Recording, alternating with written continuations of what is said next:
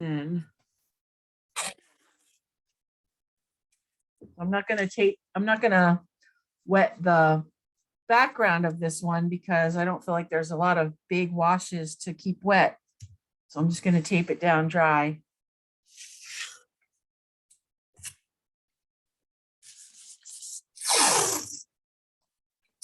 And it's Arches 140-pound cold pressed paper.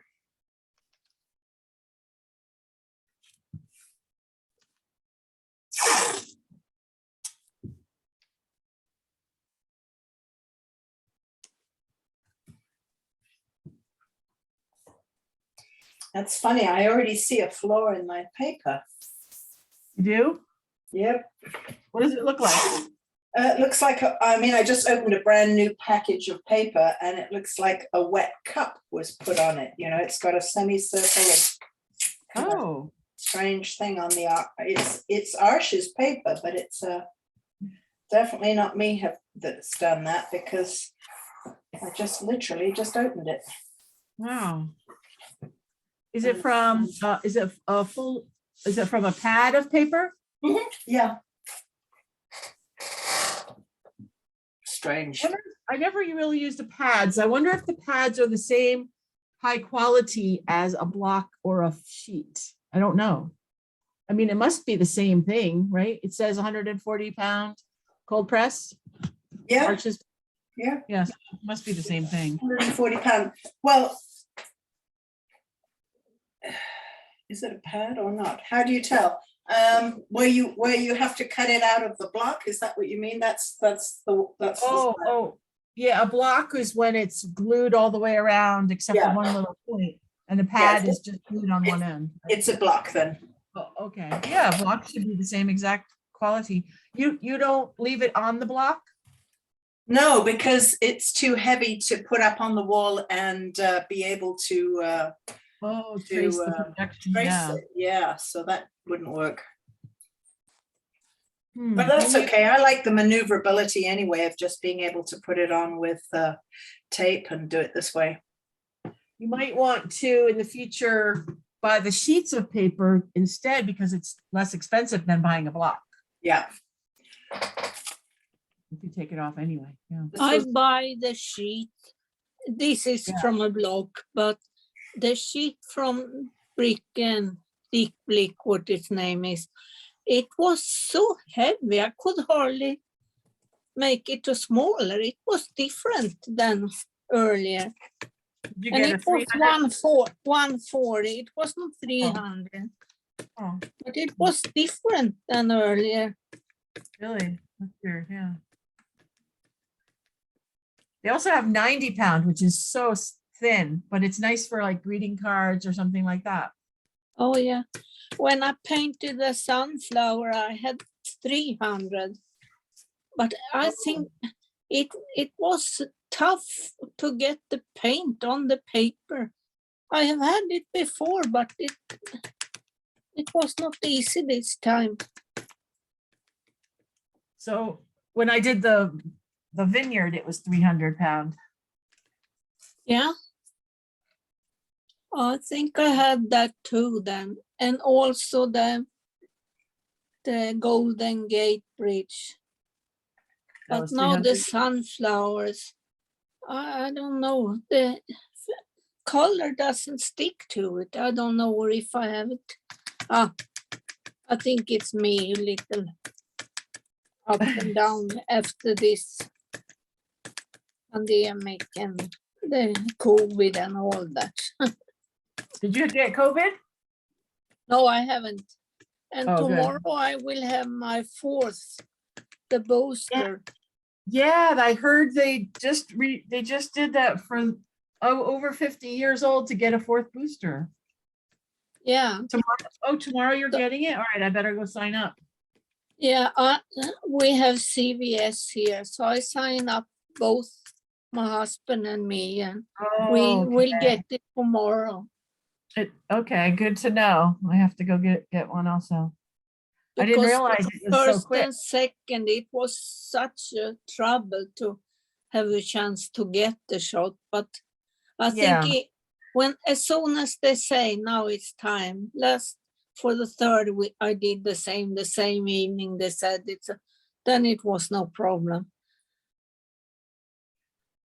Okay, And so in what's, Sweden, they have given the force to people over oh, really? 65 or something for Okay, 2-3 weeks. yeah, So all right, good to know. I signed up directly. I didn't think much about it. Yeah, me too, I'm gonna do it. Okay, so first we have to figure out what to start with. I think the lightest pink colors, but I also want to remember, because on the other painting I did of these flowers, I left white where the lightest part was, and it really made it look like the light hitting the petals. And that's when you have strong lights and darks, that makes your painting more vibrant, and you just want to have really strong lights hitting it. So I would say let's start with the lightest pink. Let's make a very, very, very light pink. And actually, let me just go get my pink opera, because I think I'm all out on my palette. Let me squirt some in. So I'm going to use opera pink.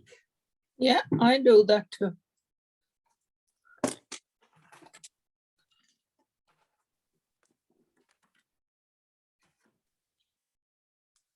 So it'll be Daniel Smith Opera Pink, and then some kind of a little bit of purple to,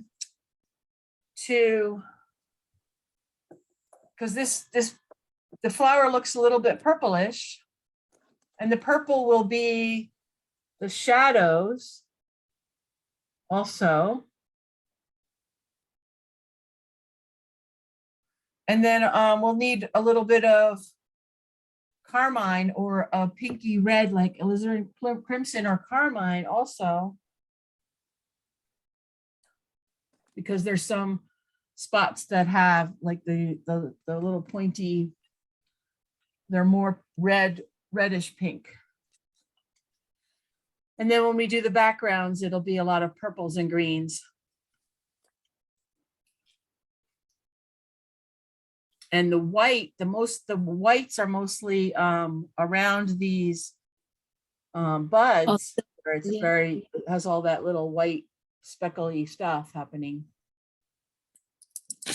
And then there's yellows kind of in the middle. So that's what I first do, is just like look at the whole thing, see what's going on there, and then start mixing some colors. So I want to make a nice puddle of the colors first.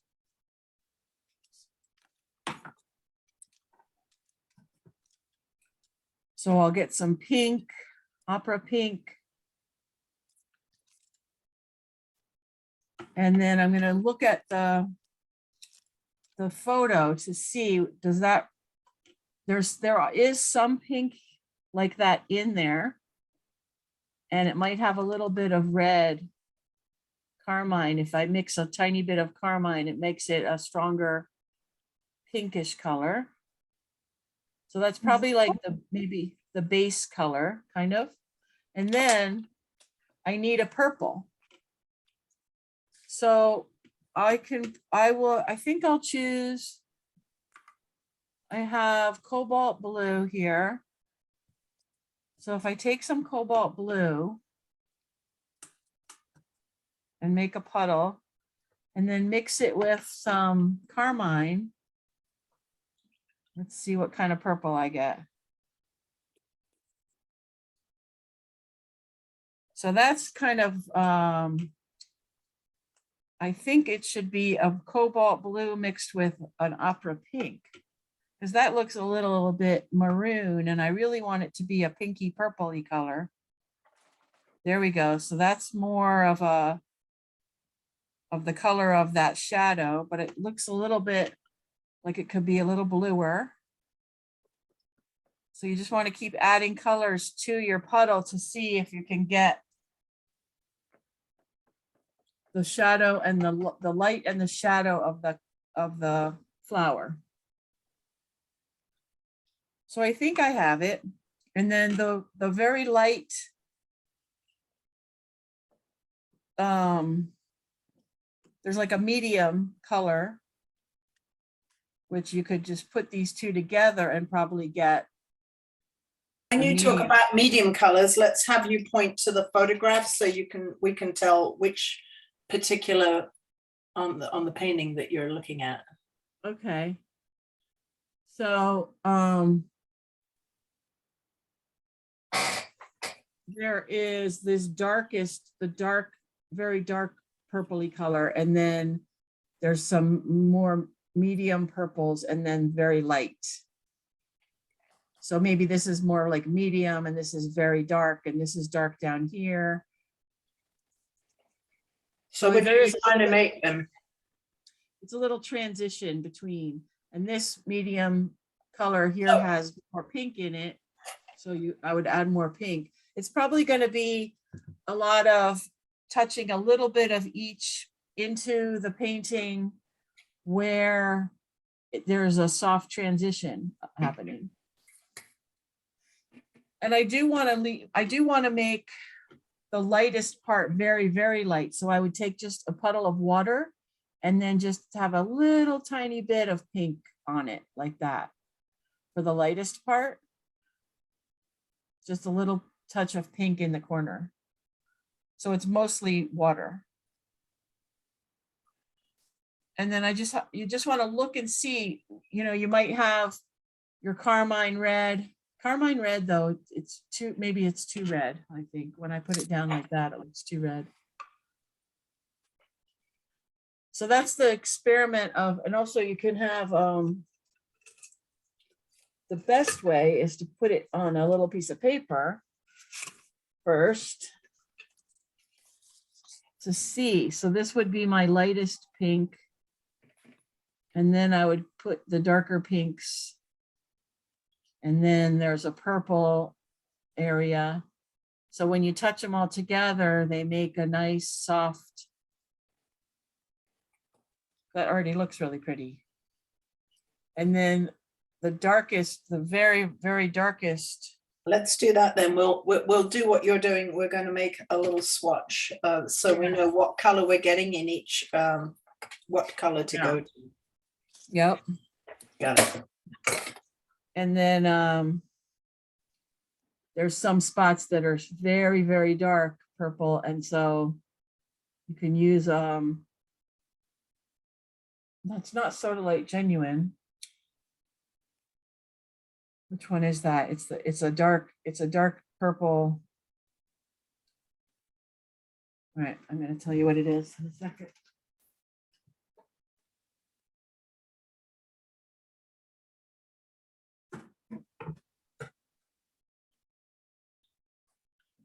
See, if only I could remember all my color names, I wouldn't have to write them down, but since I don't remember.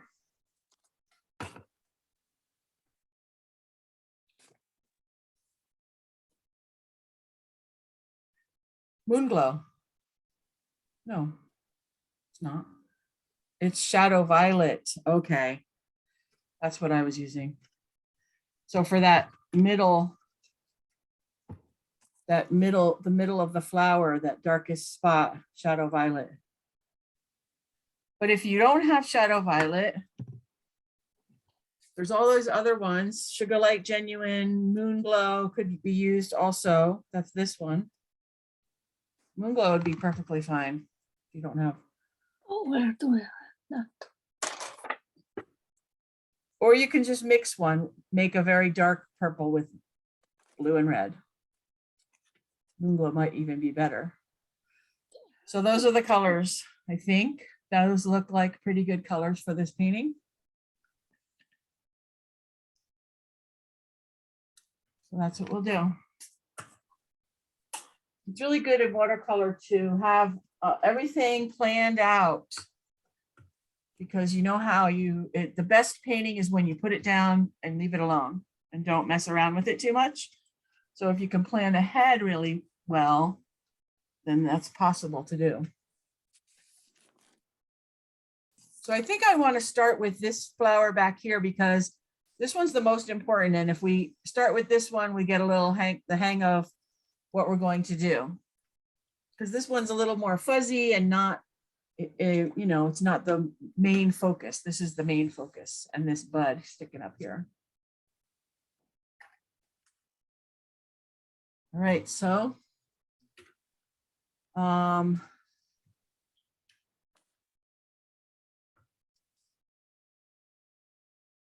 going to just take the lightest pink and start. You know, I always should take up some of the pencil line too before I start, because it is kind of hard to get it off afterwards. But starting with the lightest color is the best idea, because you can always get darker on top of it later with watercolor. So I might just do this whole, I think I'll just paint this whole flower with this light pink color, because it doesn't really have any sharp defined edges defining the there's a little bit like right there, but it's a little bit soft and in the distance, so it doesn't really have, you're not going to have to paint each petal separately. And there might be some spots where you want to define the edge, like right here, where we just won't do that part until it's dry. So then I would take the purple color that I mixed and just put it in wherever I see this purpley color here.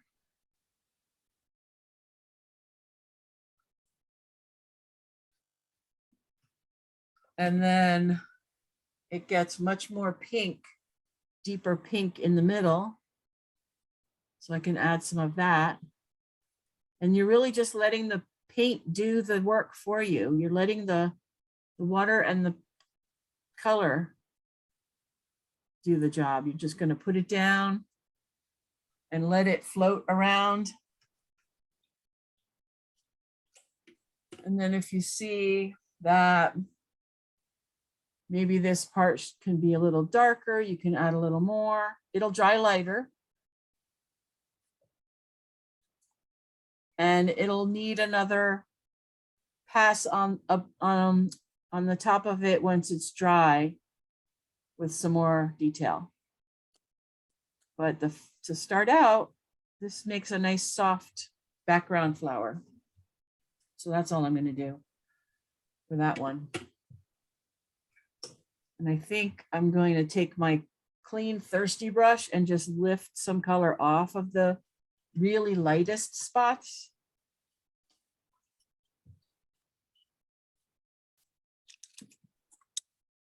But just a little bit, because now what I'm doing is drying this area more than it's dry over here. So that causes blooms. So I don't really want to do that too much.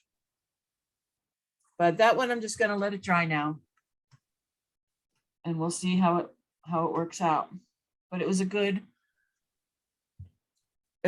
spot to start your painting when you know, sometimes when you have just a blank piece of paper, you're scared to start in a way. Yeah. You know? Yeah. You don't want to, yeah, so No. yeah. So now some of the other parts that are very in focus and strong are these little tips of the buds. So you could put those in. I'm just going to put, because they're very strong pink. This one has one side of it is lighter than the other. So this is probably really little on the screen. But I'm just looking to see, like, I guess I am feeling like tentative about starting. I want this to be really good, so I'm just gonna get warmed up a little bit with some of these other spots. So there's these little, plus the fact that once we get going on the background too, these are important, all these little tiny bud sticking up. So I want to make sure I have them separate, painted, and so I remember to keep them. They're important little things here. So this I'm just doing with a little bit of opera pink and carmine, so to make it a little bit more red, because these are the more red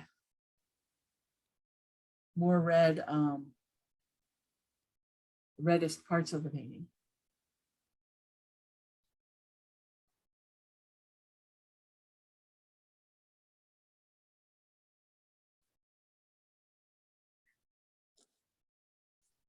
All right, so it's probably enough to enough delay.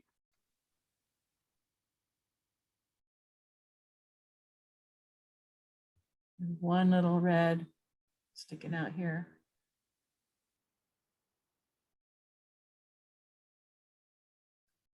So this one, the big one, I think I'll want to do it more carefully and each petal separately.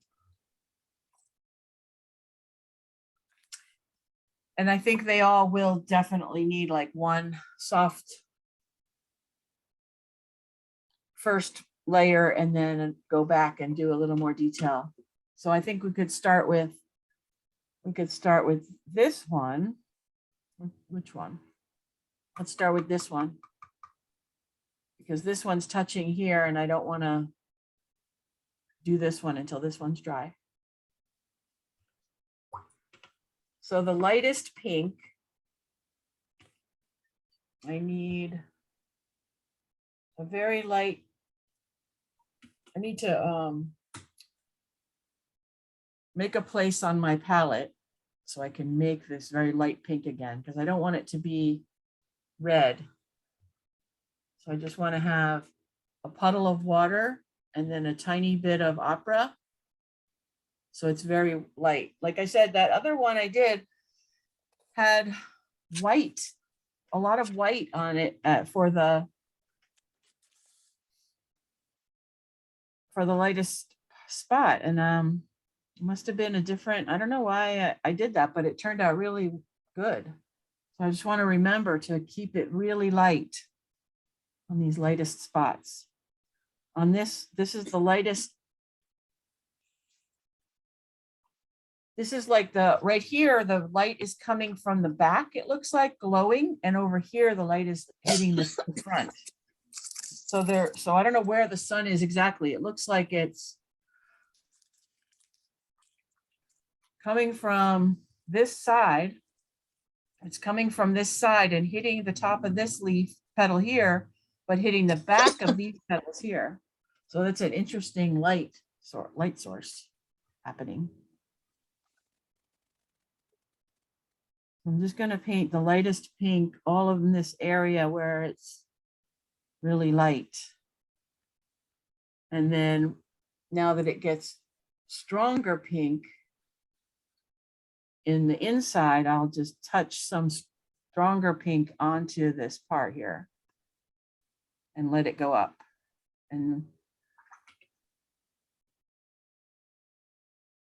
And I think it's slightly, so now I'm just taking a lot of water and touching the purple slightly on my palette, because there's a little bit of purple in here too.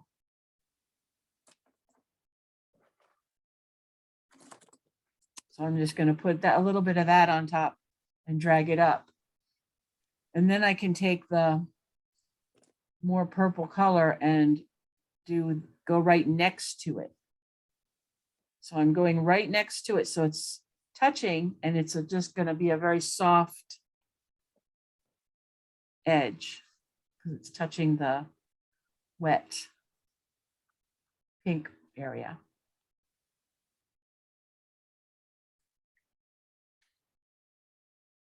And I'm just watching what happens when I get to the middle, because now in the middle, there's a little pink spot right there. So I just added it. And there's some much darker purple. So I'm going to try to control the spread of it by having less water on my paint and less water on my brush and more paint. So when I touch the edge of that pink to that purple, it's not spreading too much. It's just softly transitioning. And I can stop right here because in the middle, there's holes and lighter colors in there, but I just got some really dark purple right there in the middle, which is what I wanted to do. And then this light hitting this side is, I'm just going to use hardly any paint at all, just mostly just a little bit of water and just touch the edge of that one. Not really the right color. It should be a little more purpley. So when I do it, I'm just taking the bare minimum of color on my brush and wiping it off and making sure it's super, super light. And I can always touch my test paper first to see, because I want this to be really light purple.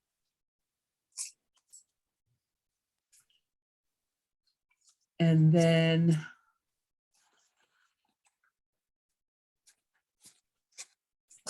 I can probably wait to even do those other ones.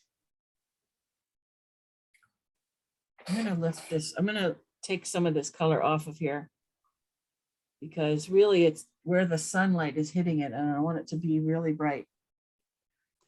But I think these other this fold over parts on this one, I'm going to leave till they're dry.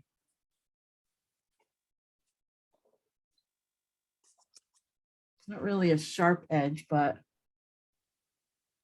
maybe not though. If I zoom in on it and really look at what's happening there, it's pretty soft edge. It's hard to see this, but this part is soft right here. So now though, you know, the thing is starting to dry, so you're risking blooms. So I would say just let this part be done for now. I don't want to have blooms. I think I'll go. Is this one dry yet? Do you have blooms or on the first petal that you painted? Mine is. No. Oh, You do? oh, gotcha. Yeah, so the blooms can be lifted off when they're dry. Like once, if you get them, just leave them for now. Yeah. Trying to mess with them while they're wet is when it gets wrecked. You can easily hide the fact that they were there after they're dry and lift them off a little bit. All right, so we could do this one up here. And I think it's like these petals are not like a rose where you can do one petal or even the sunflower where you do one petal, the whole thing. Like these petals are crazy. All right, so I'm the same thing. So now I have the lightest purple watery color on my brush and I'll put that here because this one has like veins of light color and then the dark purples in between. So I'll just put a very light wash of the light purple color. And then now I took my opera pink and that's what's happening here at towards the middle. And also up here, which is kind of lighter pink, but I'll I'll put that in. Kind of a glare on here, so it's hard to see. But it's really light, so that's the lightest parts. When I put, I want to wait to put these shadows in because there's some interesting veins happenings that you can see. But this side doesn't have those because the light's not hitting them at the right place to make those veins show up. So I can put this purple color here where it's the shadow color. And I can let it touch. So it's soft transition. And then once I get way down in the middle, I'm going to leave the area where the yellow and the holes are. I'm just leaving that part white, but I'm just putting this dark purple part in.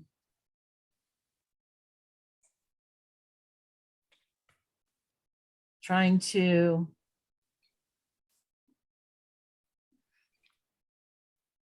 form the leaf that's next to it by making a smooth edge right there.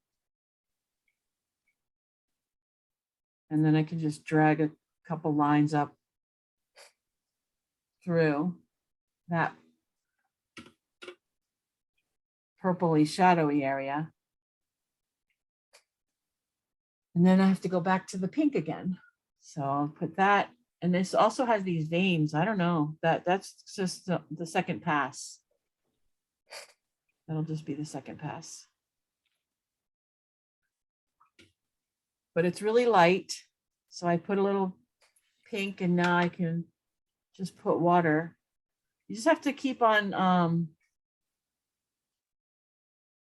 paying attention to how much water's on your brush and how much water's on the paint next to it. So if I don't want to get a bloom, I need to make this pink be the same amount of water as this purple, because the water blooms are when the water pushes into the drier spot. So I want to, that's just all comes with practice, you know, you just get a feel for it if you do it a lot.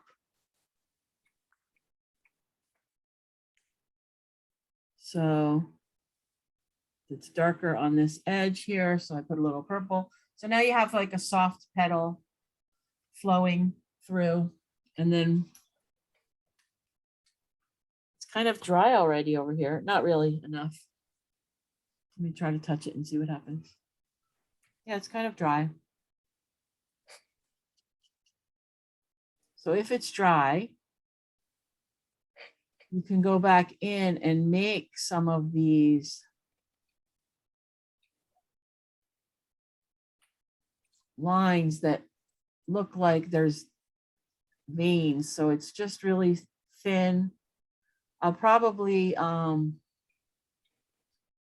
back, and I just want to make them really skinny though, not fat lines. So here's the close-up of what it looks like.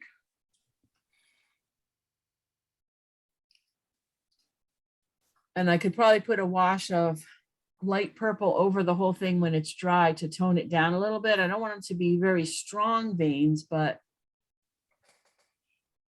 just a little bit of texture.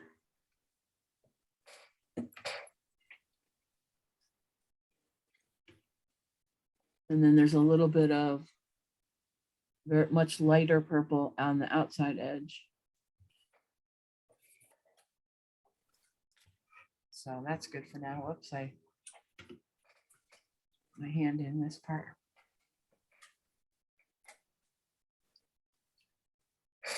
It's almost like when I'm painting in this class with you guys and I'm saying what I'm doing while I'm doing it, I'm experimenting too. Like I know I'm at the level where I know kind of what's going to happen, but it's also a little risky because you really don't know for sure with watercolor. I don't know if anybody ever does know for sure, but you're judging to see how wet is it? How dry is it? What can I do? What will happen when I touch this much of wetness to that much of with another color if it's the same amount of wet? So it's controlling the water. That's all. All right, let's go down to this one here. And same thing, very, very light. Am I going too fast? No, Okay. I'll do the very, very lightest part first. And I have, this is very, very light pink, but it's a little more purpley than that. So I'll put a little bit of light, very light. So same thing, I'm just taking a lot of water and a little bit of paint and putting just whatever shade I think it is there. So the lightest pink and then lightest purple. And then I can see where it's much stronger pink as it goes down to the middle. So I can add some of that. And it'll just transition softly. And then this color in the middle, the moon glow kind of color. Didn't really put that in over here. But it's almost like it's a moon glow with red mixed in it. It's like a strong maroon kind of dark color, right?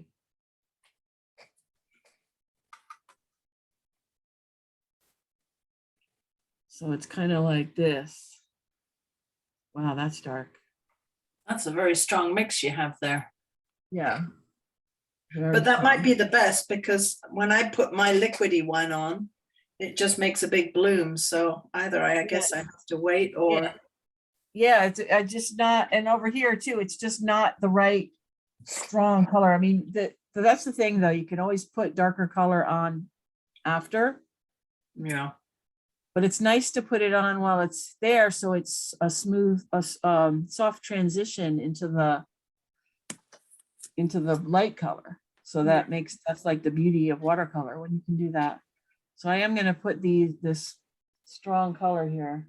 But it is true, you saw how strong it was because I put the red right into this shadow violet and it's pure paint. It's hardly any water on there.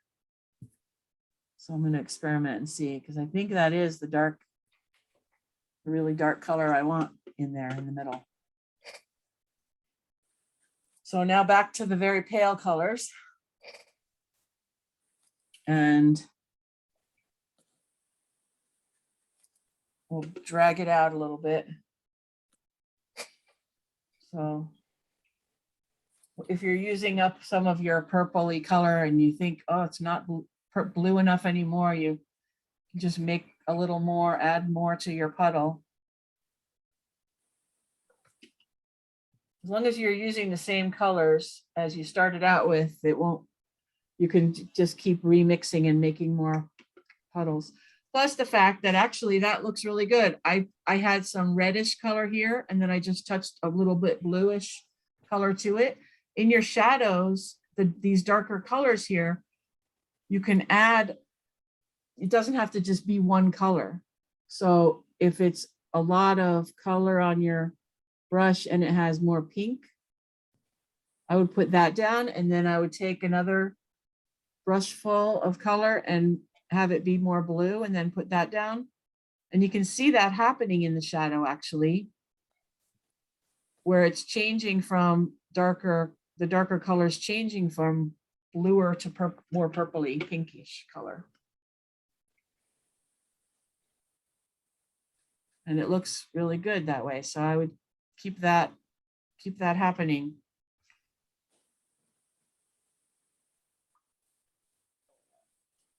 Some places it's kind of hard to figure out where the petal is ending.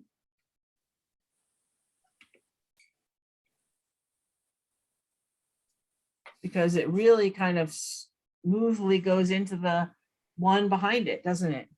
You don't really see the end of this petal here. So that's an opportunity for us to do a lost and found. It is. So I would go straight into that other flower with this one. Just making sure I don't leave the other side hanging, you know? So I'm gonna finish that petal up. And then go right into the next one. And I'm leaving that little, there's some light. There's some light right here hitting this, the one on top. So now I'm painting the one on the bottom, but leaving that little light area there on the one on top. And the one on the bottom now. So I'm just gonna keep switching around to the colors that I see. This side has a little more pink. And I can go all the way to wherever there might be a kind of a good stopping place. So that's, you have to just, where does the where does the softness stop? And there's a hard edge.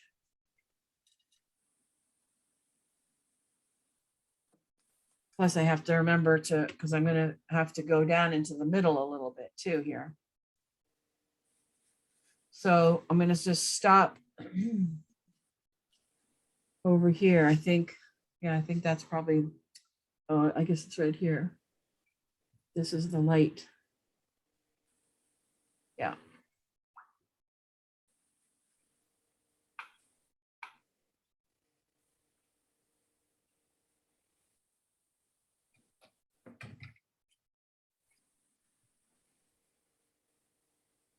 So I stopped at the darkness behind the petal. So that's where I stopped where the petal ends and the background begins. That's the background. But I do need to get back over here with this middle area and get that deep maroon kind of color put in.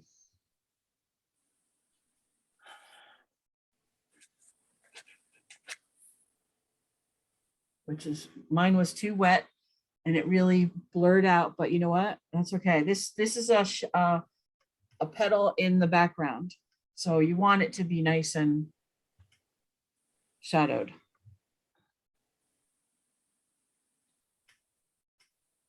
All right, so then there's a little light. I think this light part, I can wait until this is dry to put that in. The light edge of that petal there. Is the screen, like, am I freezing up at all? Because there's a little delay sometimes on the screen, I notice. Do you see that happening? No. Okay, good. Good. But then I'm not looking at your screen I often know. enough. Oh, are you We painting? are busy painting.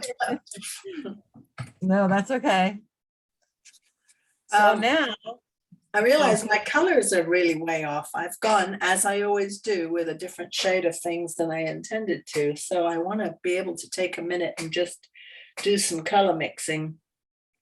Because okay. I've gone that's too good. far into the pale pastels rather than the purpley looks. Shall we just have a quick look at each other's and see how we go? Yes, that's what I was going to say, because that's actually very unlike you, Fiona, to get pale and pastel-y. Well, it's, yeah, but too pinky. You know, I always kind of go for, Okay. but not, I don't go for cold colors, do I? Let's have a All right, look. let me look here. Hold on one sec. Okay, they look like good colors. That looks really pretty, nice and soft, and the fuzzy, like when the colors are touching each other, they do cool things. I Okay, like that petal on the bottom. Doesn't that look neat? There is one. yeah, Okay, thank you. let's see, Tina. Nice, Tina. Same Good thing. You colors. have good.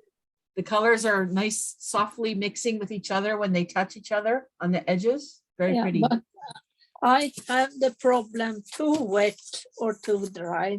I want it just perfect, but I cannot. Yeah, no, yeah, watercolor, that's the thing, you know, you can expect what's going to happen and you can try to make what you think will happen.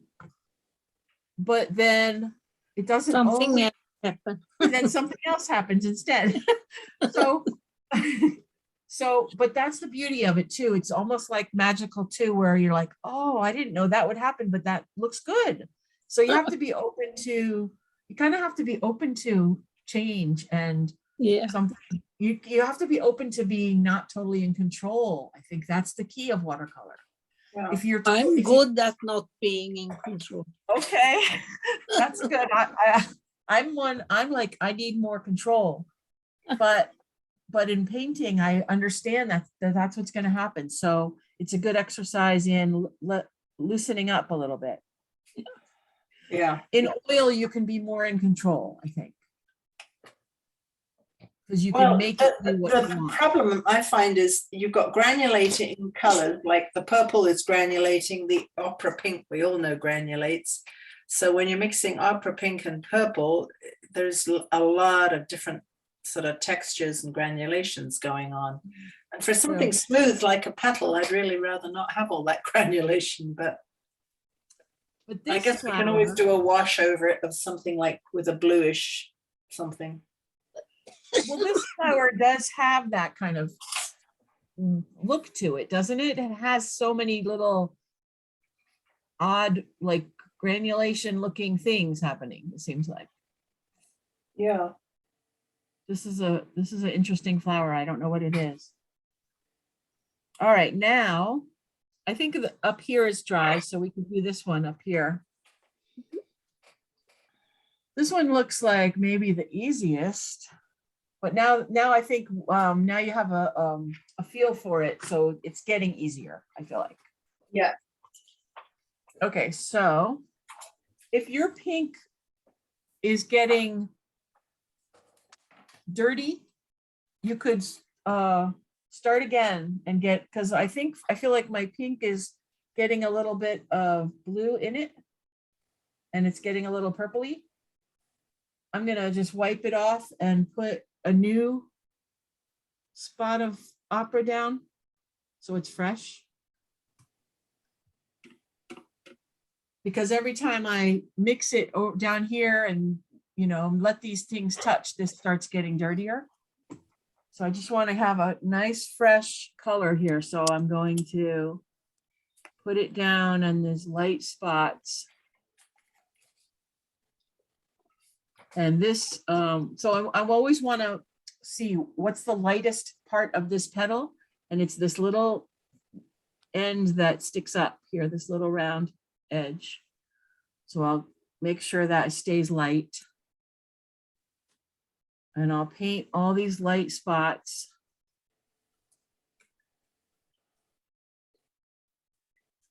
First, and then introduce the purpley color to it. And my purpley color is very pinkish. It has a lot of pink on it, so I just added a little pink to it. So it's not, I don't want it to be too blue up here. In the dark in the shadow background ones, I got really dark down there. Wow.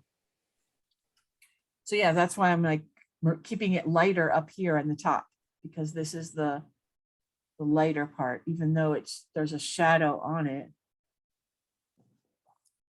It's still I still want it to be light and airy, possible. So I'm letting the purples touch the pinks. And then when I get to the middle, I'm going to get that really rich pink again. Strong opera pink with a little tiny touch of carmine.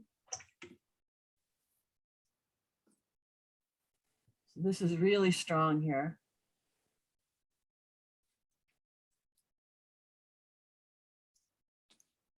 So I'm just touching it.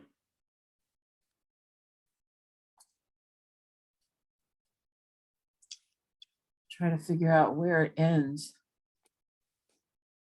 There's a little hole in between the petals. A little hole of light and yellow dots. So I want to keep those holes there because that's really pretty where the sun shines through those spots. So now I have pink there. Now I have to, I'm going to do this lightest edge. This is a very light edge right here, but it touches the pink so they can drag together, smoothly together like that. And you know, it's not exactly, I don't have to make it exactly like the photo, but it's just, I'm following the colors around the petal to make it similar.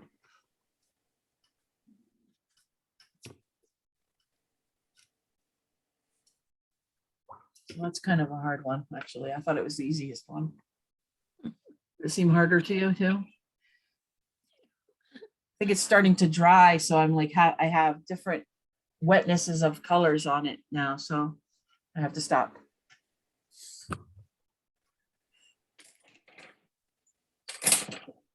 It's the first pass.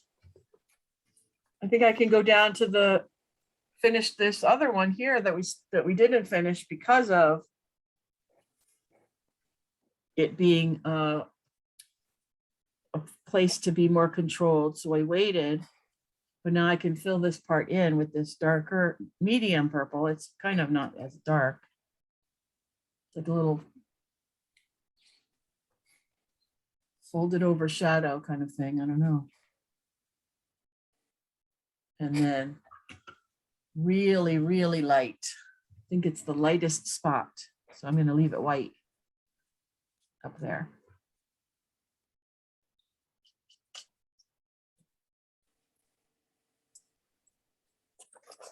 And the same thing on this end.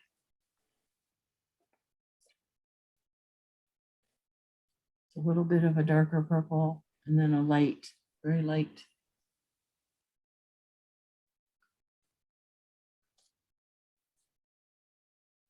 Can always get darker if it dries and it's too light. You can always go again, put one more layer on top, but you want to keep it delicate. So I don't want to do it too dark, but I need the dark part to slowly transition into the light part. So I'm just adding a little water on the edge of it to make it a soft transition. So that's a close-up of it. Nice. Thanks. And still more work needs to be done in the middle here, but I'm going to wait until those are dry to even touch it, because this could be a little more pink dragged up into the middle of that one.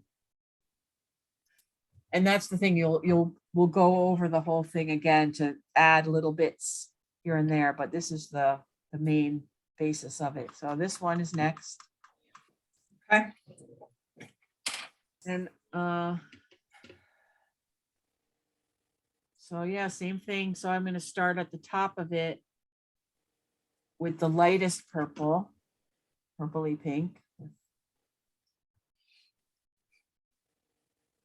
More water than on my brush. And then the veins, I'm not going to worry about these veins too much, but because I can go back and darken in between to make them show up more, but I'll just put in, because when you touch the colors together, this is the soft transition to make those veins pop out. If you really want to, that can be the next layer.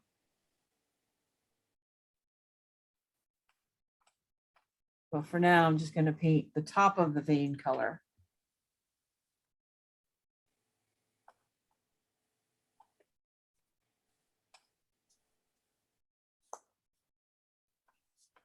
And just like that, I feel like I've suddenly got my painting mojo back. Oh yeah, see, that's the thing. It's just getting it started, and when you're finally on the last petal, then you know what you're doing, right? Yeah, now I feel like I got the right color. I'm Isn't just that putting funny? the right application. Nothing's blooming. Yeah. Isn't that weird? So funny. Yep.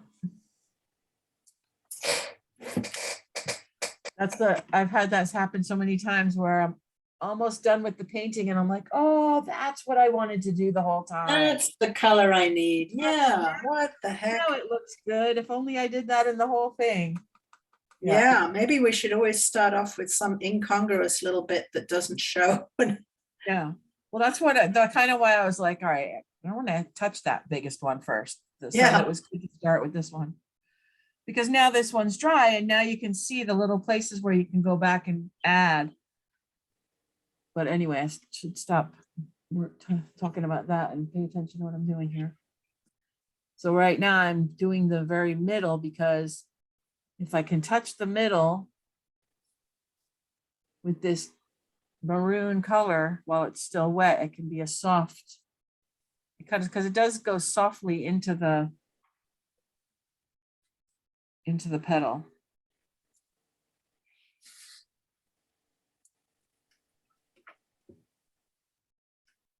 And then it is a little bit stronger color here into this shadow.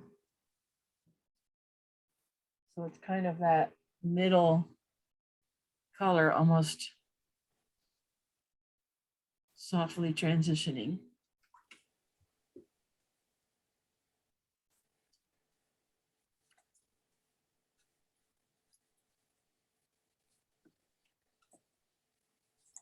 And this, you have a nice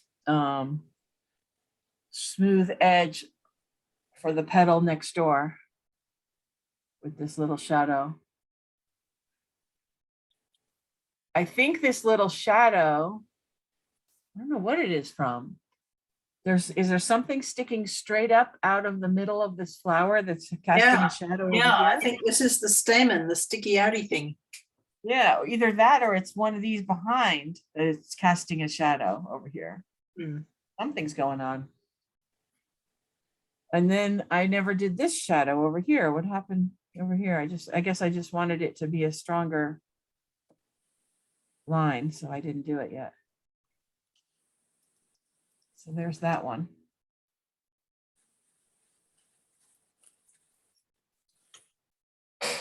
Yeah, it's coming together. Yeah. Starting to look like a flower. Or pinks. I love all the different color changes.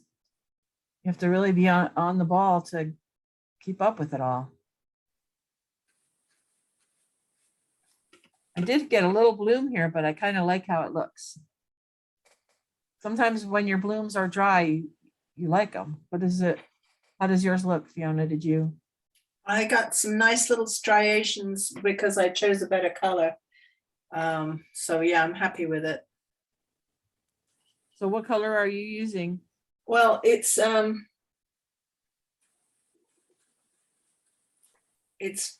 pyrrole red Oh, and opera okay. pink together.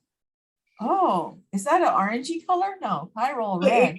It comes out as a sort of fire engine red, and then with a little opera pink, it toned it down a bit.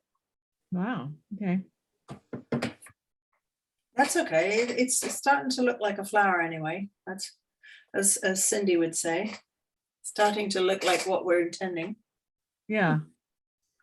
So now I have to like really look at my middle. What's happening in the middle here? Like now I want to. With the yellow and the stamen and stuff, you mean? Maybe we should. Well, I don't want to do the yellow yet because I have to figure out the darkness. So I'm going to put some. I'm going to just make this dark area. Okay. I guess that's it. It kind of looks. I guess I have enough of the darker spots here. Yeah. There's a couple little like jagged edges. So I'm going to do a couple little jagged edges there. That's probably good enough. And then over here, it's mainly, this is the only side, this top side that doesn't have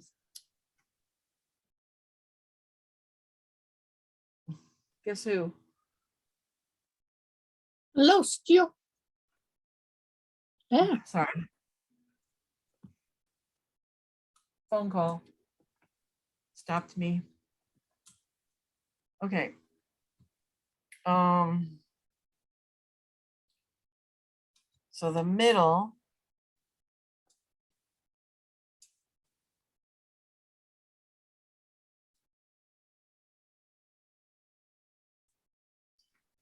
Yeah, I'm not ready to do my middle because those darks, I want to Yeah. put them at the end.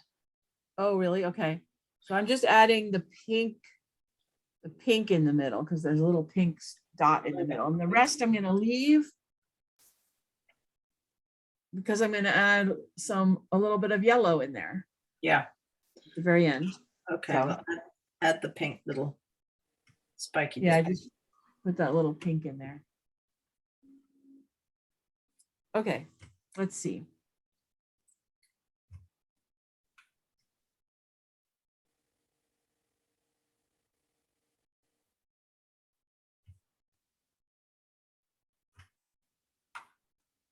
Don't get too fussy, Sam.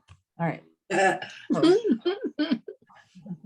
Sometimes I get too fussy. Here's the one little spot left. I'm looking around the whole flower. Did I finish everything? That's so dark. There's one little very lightest spot where the sunlight hits it. Over Sam, there. that dark gray that you're touching there, is that one of the petals or is that? That's the one underneath. Yeah, it got really dark, didn't it?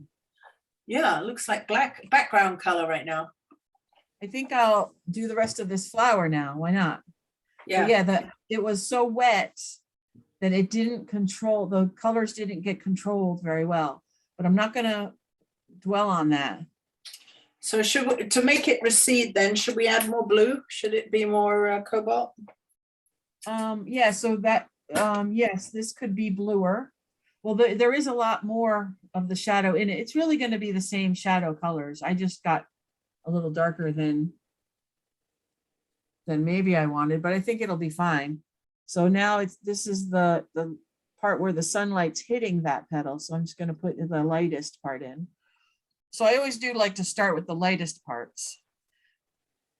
That was, like we said, transitioned right into it because it didn't really separate from the one above it as much. And that's a cool look in a painting. So it's not looking like the flowers are pasted on top, they're connected.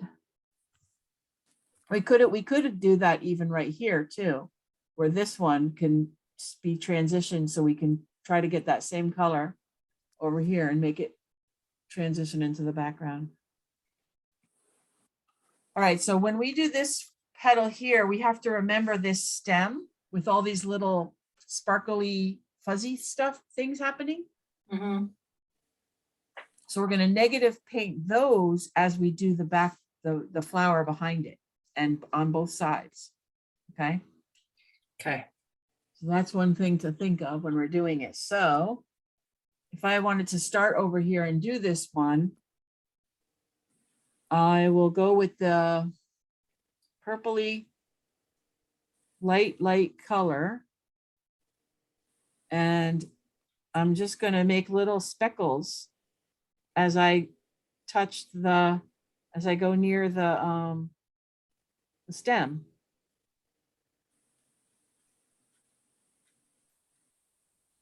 And then smooth it off. So here's a close-up, and I know it's hard to see because it's so light. But I don't know if you can see that. Mm-hmm. When it gets darker, you'll be able to see easier. Now I'm still looking at the petal, so I have to think about that stem and the petal at the same time. But when I'm looking at the petal, I see a strong pink happening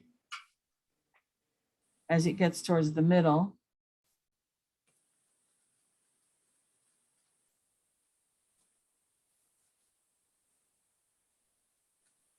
And then it gets that middle maroon purpley color.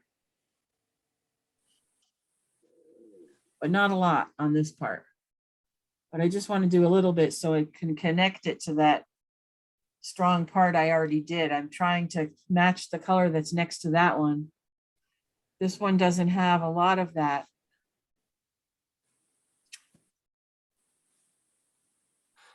Color, but there's some little round yellowy things in the middle. So I'm gonna just go around those with this dark color here.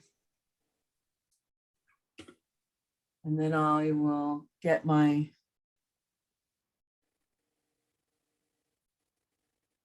purple color and let it softly blend, because this one in the background, we don't want it to be sharp and distinguishable. We want it to be soft and fuzzy. Whoops, that's very blue. Soft and fuzzy. Oh, sorry. Bless you.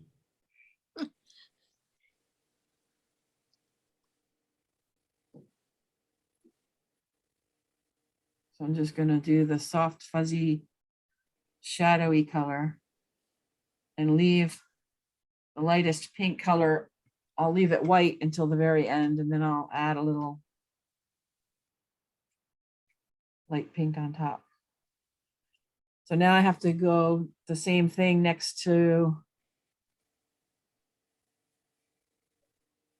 the stem, and I have to do these little circles. So I'm just doing little dots. Just little dots. It's like the way I would do ocean waves splashes. Little Just dot. little dots.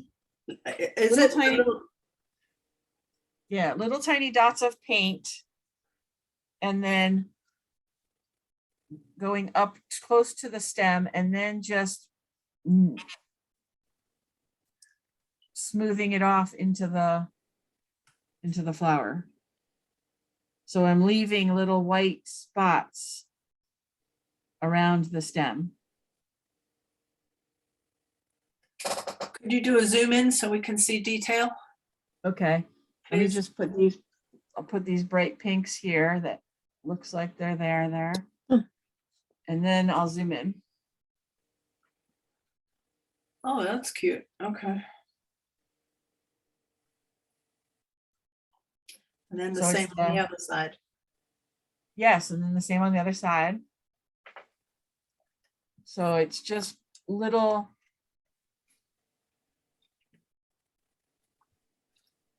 dots. Bless you. And it's even more strong on the other side, but you know,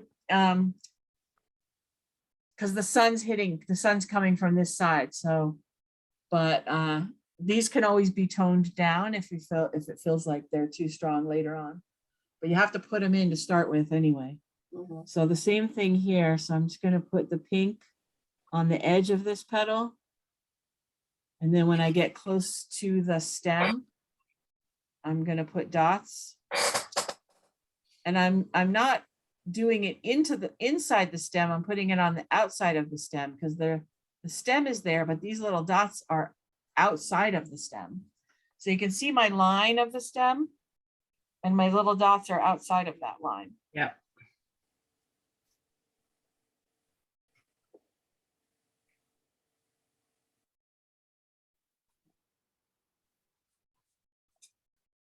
I don't remember, did we use masking fluid on the other painting? I don't think so. I think we just did it this way.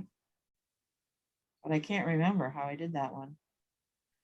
Did you ever look at a painting? Yeah, That you've done and say- I've got it Huh? in front of me, and I think what we did last time was to do the stem and then run water either side of it, and then just paint up to that water level. If you understand what I mean. Oh, maybe. Yeah, I don't know. Sometimes I look at paintings and I'm like, how did I do that? So there's what it looks like a close-up. Oh, that's And nice. That's very pretty. Thanks. And then that's not having done the inside of the stem yet, which I want to wait for the whole thing to dry and then do the inside of the stem. Mm. Because if I do it now, I might lose some of those dots by mistake. Yeah. So now I have to look around and see. I think on mine, this little petal isn't blue enough, isn't purple enough. It needs a little bit more, even though it's in the light. It's a little purpley instead of pinkish. So I'm just going to tone it down. It's hard to decide now too. Are these two petals going to be part of the background? Do we do them at the same time as the background so that they're soft edged? I think so. Which one? Sorry, point again. These two flowers yeah, back here. Yeah. I think they should be connected with the background. So when we do a dark background, we put those colors in at the same time. Yeah. Now there's this interesting thing here, which is halfway off my paper anyway. If we don't want to make it so strong that it drags your attention out of the painting, but it is part of the foreground of the flowers coming up and not part of the background. So we could put this in now. And really it's just. What are you talking about, Sam? I mean, you might be looking at, I'm only looking at your painting. I don't have the. So it's this little red. Oh, you don't have the picture in front of you? I do, but I cropped that off. I didn't think it was. Yeah, I don't have much of it, but I just put it in now. And Okay. when we do the background, we'll put in all those little dots around it. I'm interested to know, you know how you have what looks like little cloves of red all over. I'm interested to know how you're going to connect those, because sometimes when I put a heavy color like those red stamens, they just sit there and then I don't know how to blend them in. So I'm interested to know how you're going to do that so that they don't look pasted on. Right. They will be going, when we do the background, they will be separate. They'll be harder edged. Yeah. But it's hard to do those now. So many of those have to be done at the same time as the background, because when you do the background, that's when you're negative painting those things. I see. Yeah. But we could do this one right here, this big one. So this big one, I guess first I would do I didn't really finish all of the pinks in it. I did like a little bit of the pink top of it. And then it has,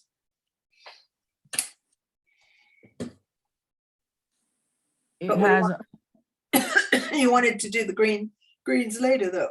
Excuse me. Yeah. Well, I'm going to put the pink, you know what?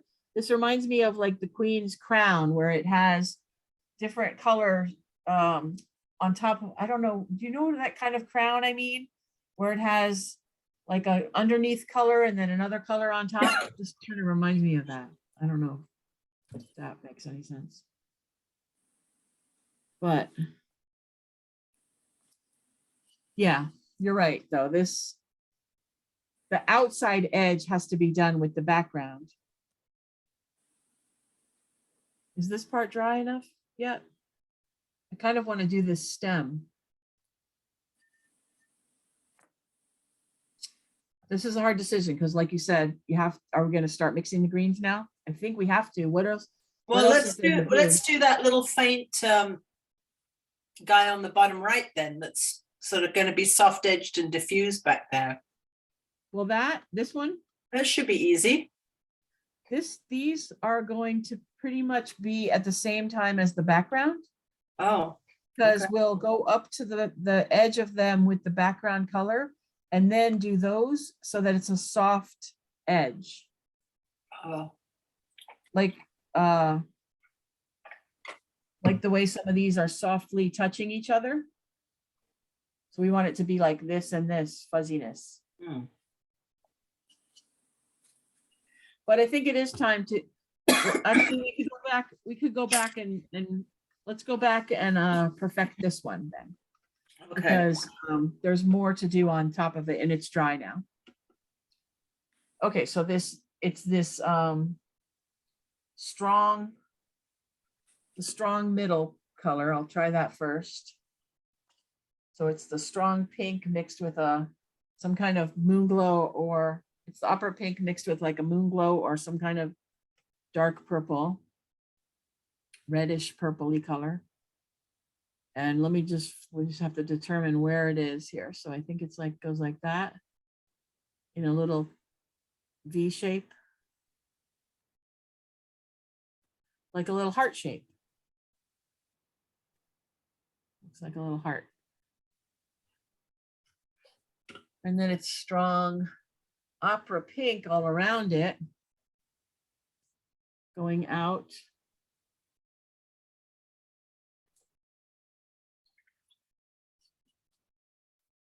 From the middle.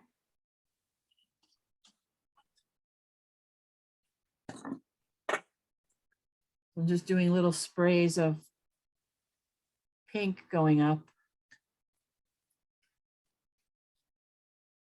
And that, of course, makes the darkest color go away a little bit. So I'm going to add a little more darker color in there.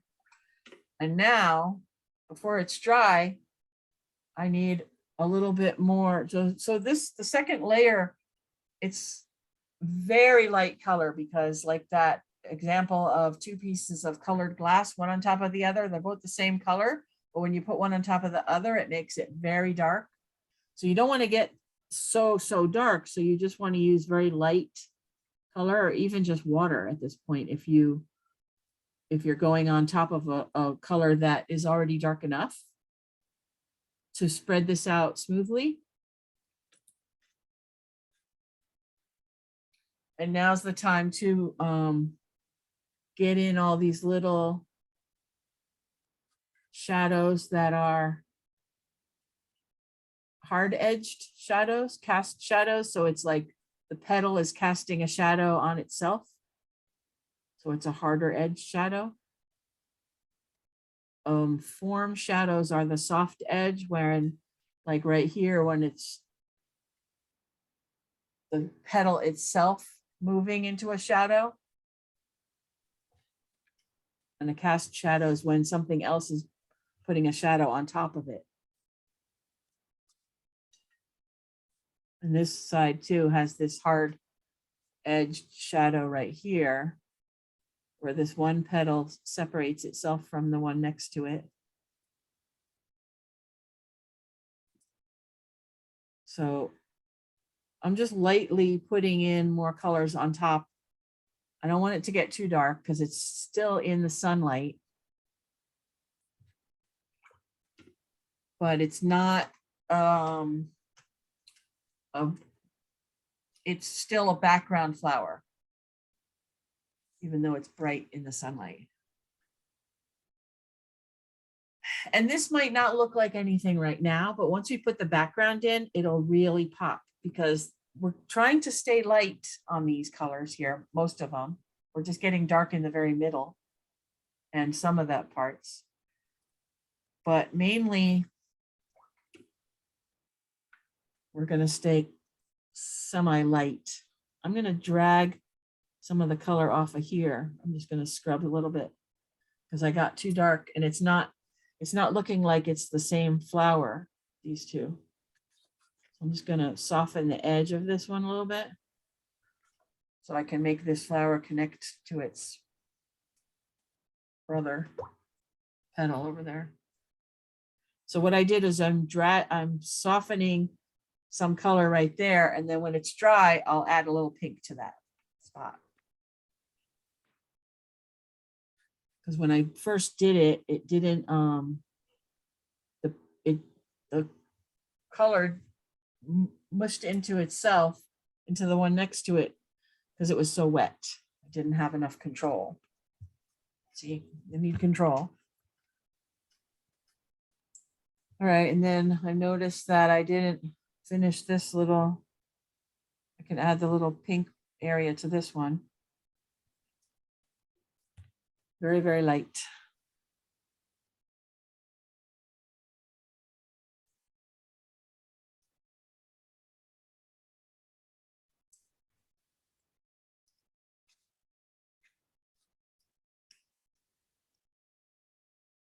I don't want to get carried away.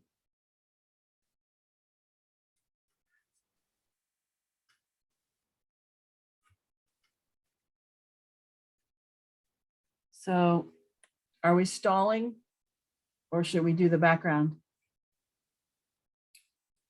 Should we start putting in some background? I think it probably is time because we can come back and do some of these things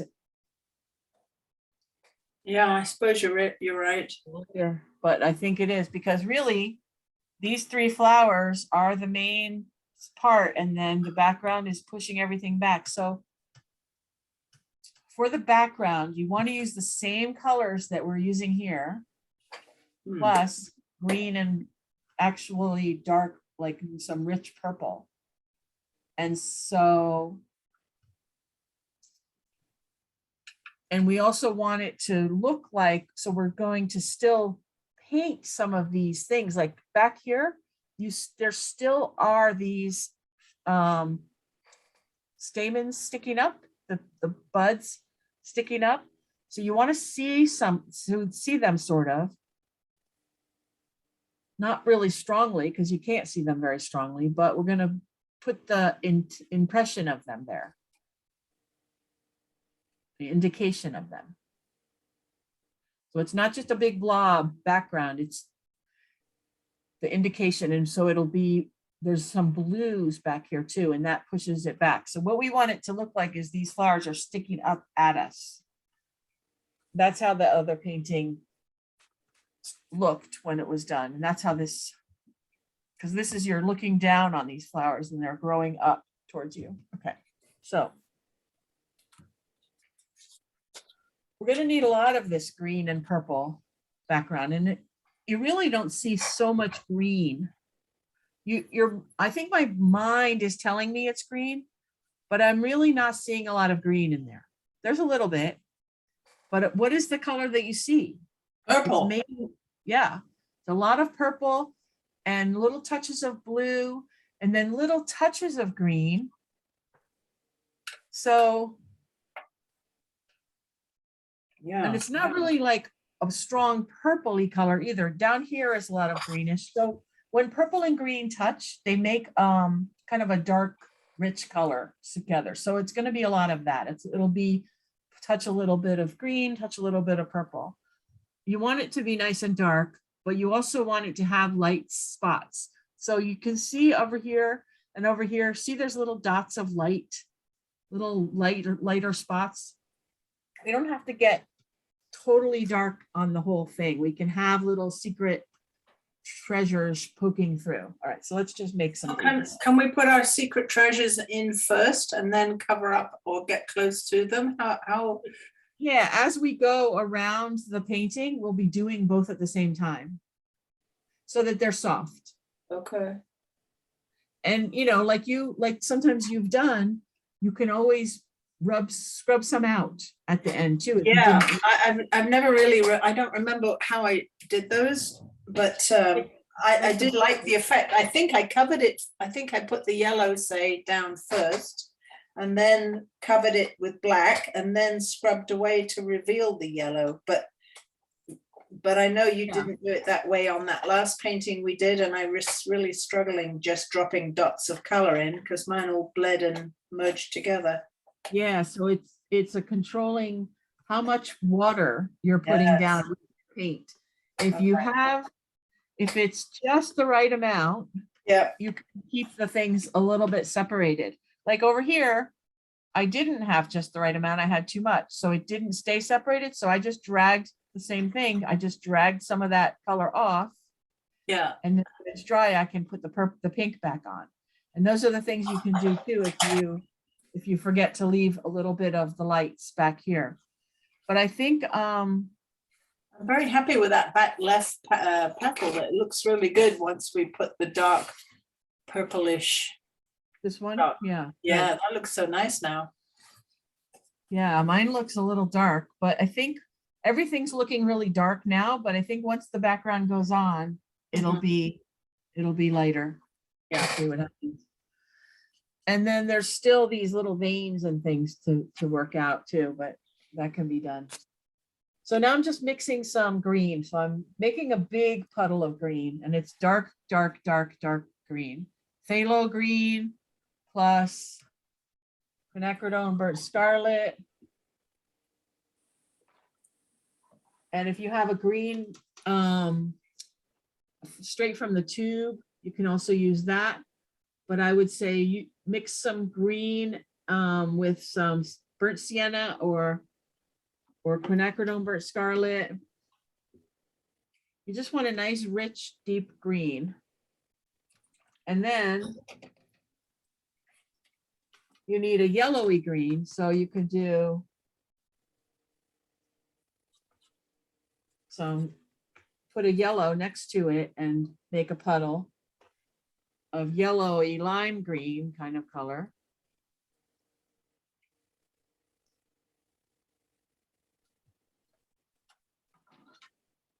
I'm gonna keep making a bigger puddle of green because oh yeah, and then we want to make a big puddle of purple as well. So I want to make a nice enough green. Oh, got a nice green there too. All right, now I have to find a place to make a purple. I'm going to use the same. So I used cobalt blue for the flower purple color. So I want to use the same blue. I don't want to introduce a new blue to it. I want it to be all connected with the same. So I'm going to use cobalt blue and carmine and make a dark purple. Although I think phthalo blue makes a darker purple.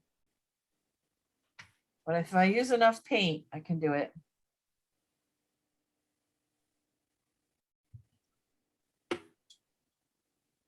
So when I switch colors, I clean my brush and then dry it off on the towel so I don't have so much water on my brush when I pick up the next color, because I don't want this to be really watery. I want it to be really strong. So it's thick. It's like the thickness of heavy cream or something. So it's a strong purple color. And I still have my tray of flower color too, because that's what I'll need to put in some of these lighter colors here. So I have a dark green, a light green, a strong purple, and my same flower colors again. Do we need anything else? I think that's about it. So so now I have purple on my brush. So instead of cleaning, I'm going to start with purple. I think I see this stem as a purple stem right here.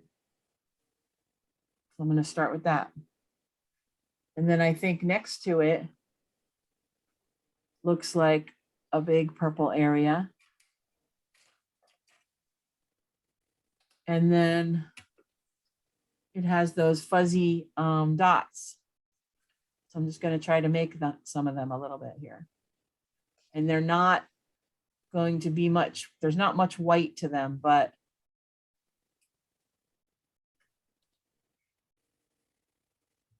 I just want the indication of them being there. It's probably not going to really show.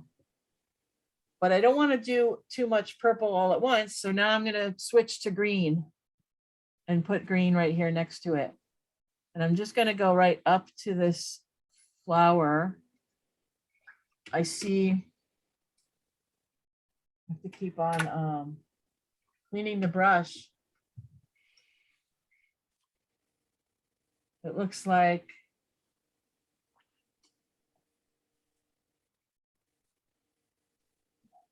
some bright blue or something is happening here. So I'm going to, you know what? I shouldn't have started on this. I wanted to do this corner, but I guess I'm going to do this up here instead now. Because I kind of started at this edge of this flower here. You have to always try to find some kind of stopping and starting spot. And we're painting the outside edges of our petals now. So that's a consideration when you get close to the flower, make sure you paint it nicely and smoothly and carefully, because you want it to be a nice smooth line, not a jagged edge.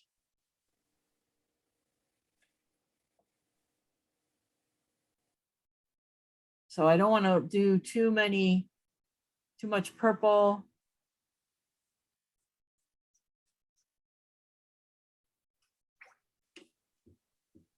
And I want to just keep changing colors. And what happens, here's a close-up view. I don't know if you can see because of the glare.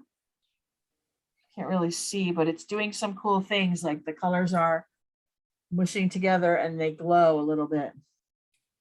And I want to keep looking at this picture because there's lighter things happening too. So they're very soft, but there's little light pink things happening.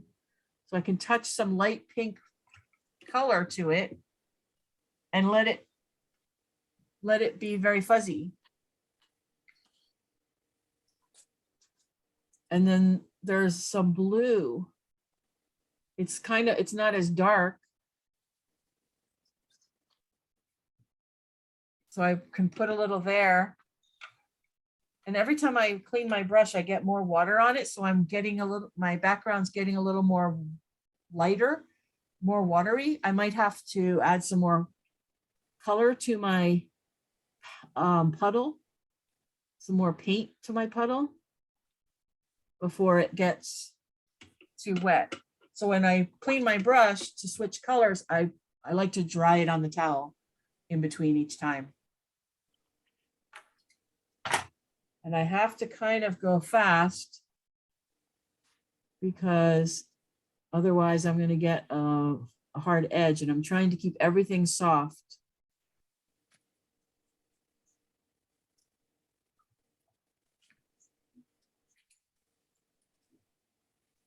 In the background because it's soft and fuzzy.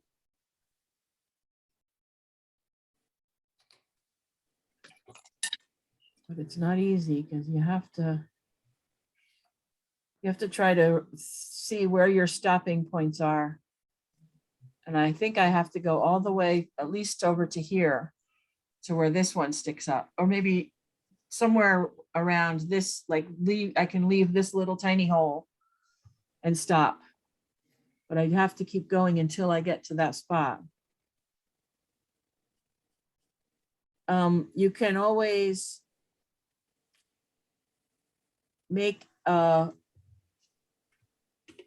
can always use water, and if like say the phone rings right now, I can go like this and just wet this whole area here with water, and then take that call and then come back later. So I don't have a hard edge. See how I softened the edge with just water? So that's a possibility if I really have to, but I don't. So I'm gonna put paint right on top of that.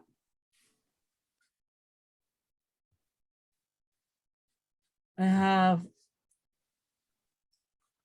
some light spots here. Maybe too many, so I'm just gonna put some dark color right on top.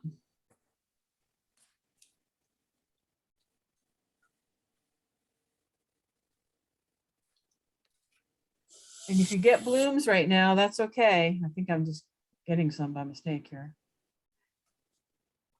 I just added some extra dark color. If it's getting bloomy and blotchy, you know, I am thinking Arches paper has these weird sizing problems too, because strange stuff happens sometimes. Like it looks like sometimes it's just not sinking in. It's just laying on top. Like the sizing isn't working right. How's that? Was what I felt last time. Yeah. How's it happening? How's it? Do you have any spots like that? Now I have 140. I don't have 300. Oh, the 300 But was last doing that? time with the sunflower, it was the paper was not the same. It was strange. Yeah. And how's yours this time, Fiona? You had a, Well, you know, I mean, I don't think this is all operator error. You know me in backgrounds. I just can't stand the background portion because I do such a poor job at it. And I just, you know, everything dries immediately so that I'm constantly patching stuff, and Yeah, so- it's going to need about 3 or 4 different layers. I know that. well, one thing is I can see it happening now. I'm not really loving this, but I know that if I start touching it again and messing with it, it will get worse. So Yeah. I have to leave it alone and keep going. I hear you. I think that's the main key to a background. So I'm gonna ignore the fact that it's blotchy and not wonderful. Yeah. Just keep going. Yeah. And because it might dry and look great. Who knows? We'll see what happens. It's possible. It's possible. It's possible. But we can get down to at least that little stamen, that little red thing on the right, then we can take a breather or something. Yeah. Yep.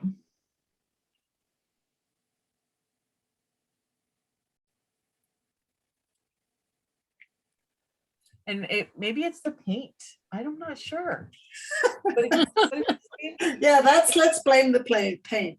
well, it's the same paint I've always used. So why is it now? I feel like it's the paper. It's weird. I'm pretty confident in my blaming the user. See, I'm never gonna do that. That's funny though, but yeah, oops. I better pay attention to what I'm doing here. Pay attention to your flower edges. Because this is the background is what you're doing to bring out the flower strength. Once this background is in, and I can see it's starting to happen, it's more noticeable when you're all the way done, but you can see the tops now. These flowers are really popping. So I want to also put in some blue in my background. Not only, I can put some straight cobalt blue on here too. Doesn't have to be only purple and pink and green. When you touch the cobalt blue, it pushes, look at what happens. It really pushes into the other color. It does some cool stuff. So you only want a small amount of it though. But yeah, experiment with your colors. Some colors push other colors away, which is really neat. And I think I'm going to turn it upside down because I need it where the place I'm painting to be close to me. So I can do it right. And then when your arm isn't dragging its way into the painting also.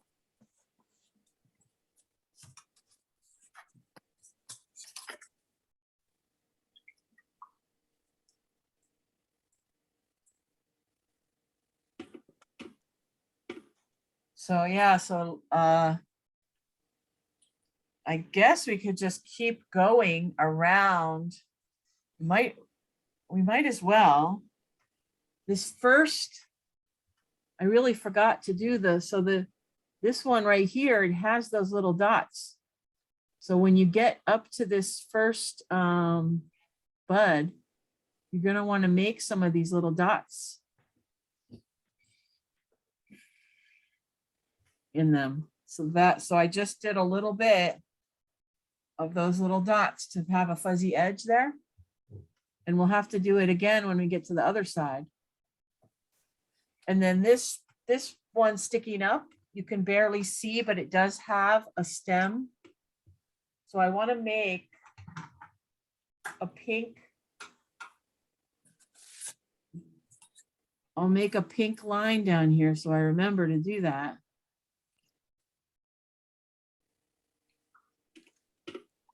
when I get up next to it with my colors. And I really didn't use any of this light green yet. I should have. So maybe at this point, we're starting to get to that light green. Could add a little in there.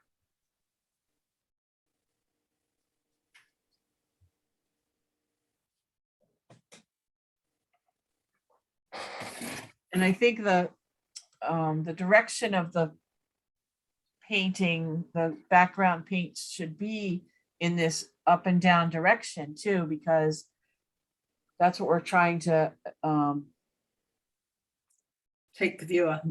yeah, we're trying to imply though that also that the direction of the stems growing upward. So I put that pink, and now I put a green right next to it. And I thought if it is dry enough, and if I feel like it's another trick, if it's too wet and it's moving the wrong direction, I can tip it up a little bit. And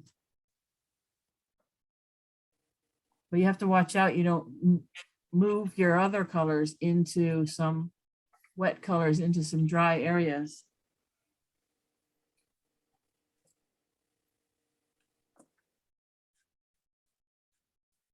So I'm still doing a little green here, a little purple there. And then when I get to this stem again, I have to do these little dots. So these little dots aren't very clear. They're kind of blurry little dots, which can be fuzzed away a little bit when they're dry. We don't have to worry about that now, but you might want to leave them. They look pretty good.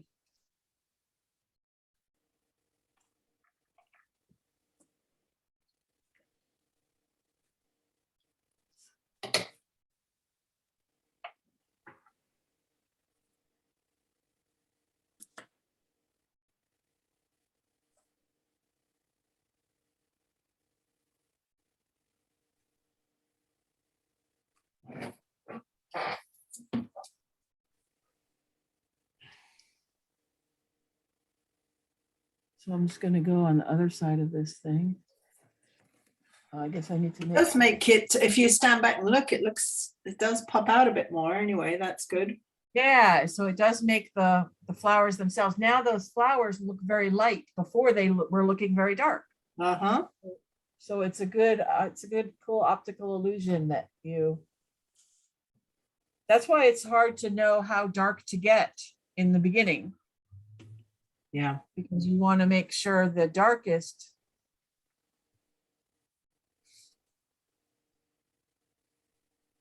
the lightest isn't too dark. But what happens is cobalt blue dries faster than the other ones. So you're left with this weird little dry area, but it's an okay background thing because it's just something happened in the background. It's still a little bit fuzzy. I'm going to do the other side of this stem here that kind of disappeared.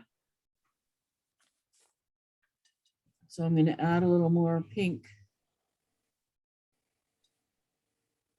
And it's just an impression of one. It's okay if it kind of disappears, but it's there. It's still there.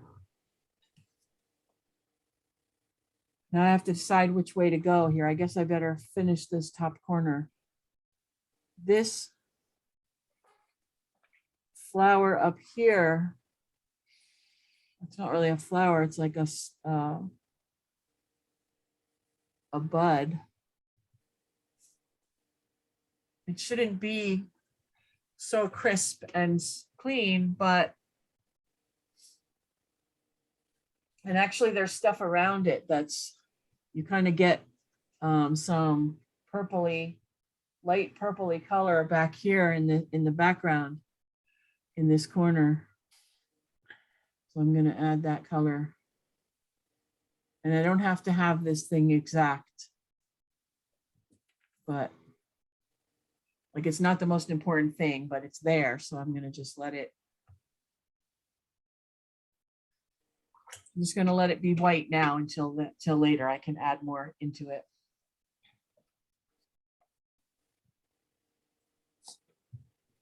It's probably a good time to change your water if you don't have two things of water. Although stopping right in the middle of this is not good. That's what the backgrounds are so tricky, because you have to be in a little bit of a hurry. So I'm letting that corner of the background be lighter, and I'm going to still paint in this direction of, it looks like stems and things are growing up this way. So it's just like a diagonal slanted painting direction. But now we're getting down to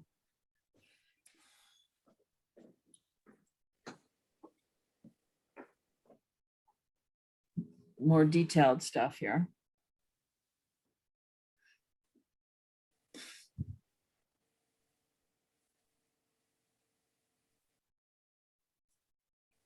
There are some light green spots, which I forgot to put in, but I can put a little bit of the light green color in at this time too. And I think I'm going to get a bloom right there, but blooms right now are not bad because they're like texture. They're like natural looking. That's what I'm telling myself.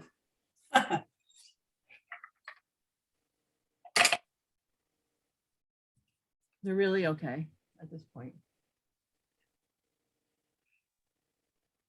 Just the amount of little things to paint around is hard because I don't want my edges to dry. It's that you need to keep that bead.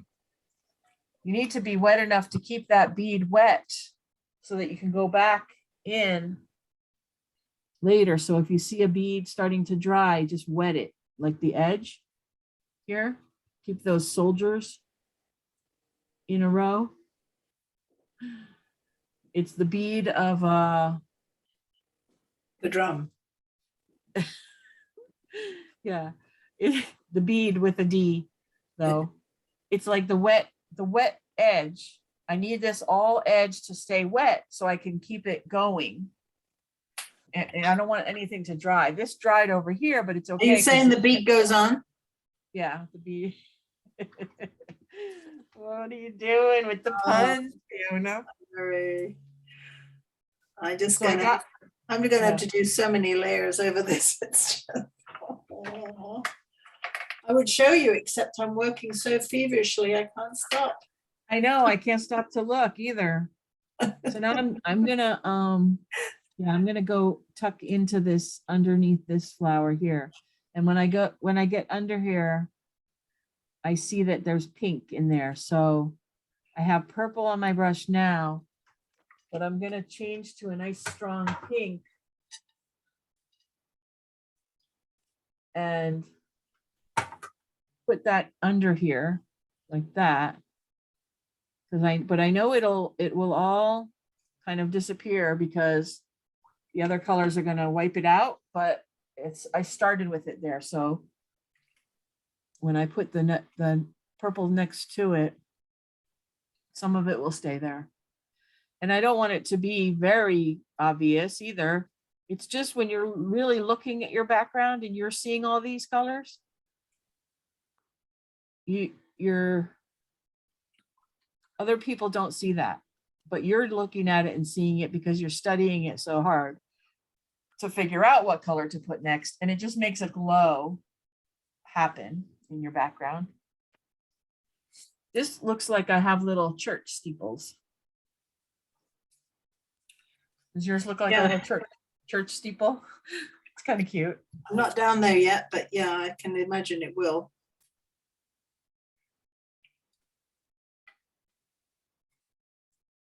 I think a good trick is to keep adding more pigment to your puddle, so you don't get too watery of a puddle, so you keep a dark color. Mhm. So I just added blue to my purple, so now it's a more bluish purple. That also helps because then you're gonna have different shades of the color that you're using. So there's a blue, purple. Wow, that's really wet.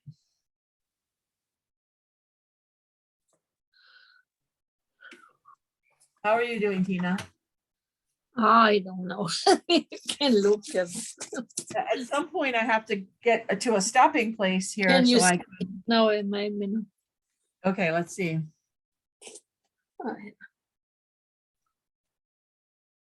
Oh, that looks pretty. Yep. I think you. But the background is so difficult. It is difficult, isn't it? Fiona, are you at a place to see to show or not? Yeah, I can Okay. show you. I'm actually doing fine. Okay, yes, you have a good dark Oh, background. it's so, good. Yep. Nice and dark. I'm getting bolder. Again, the first part, like always, was rocky, and it got better as we went Yeah, on. the backgrounds take practice and getting used to, and that's what you're doing now. So the only way to learn it is to keep doing it. So now I'm at this part with the bumpiness, the little dots again. So I have to make little dots.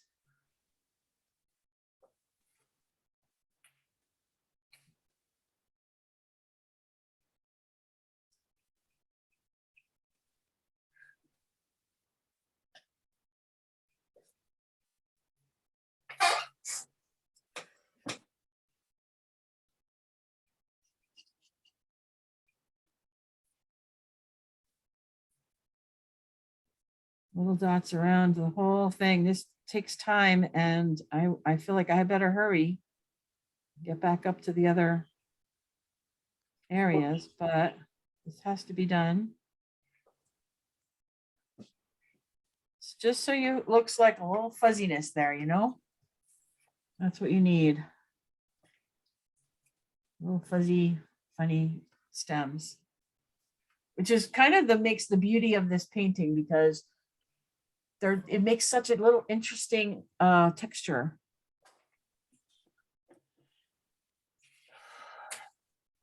All right, there's a lot of them now at this point.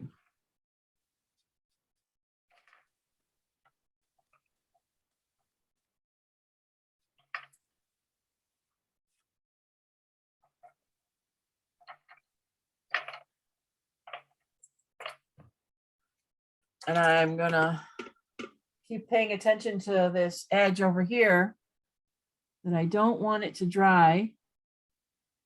So I'm going to add some more wet paint right there. So I'm keeping this edge wet here for myself, so I can go back to it every once in a while. I have to go touch it again.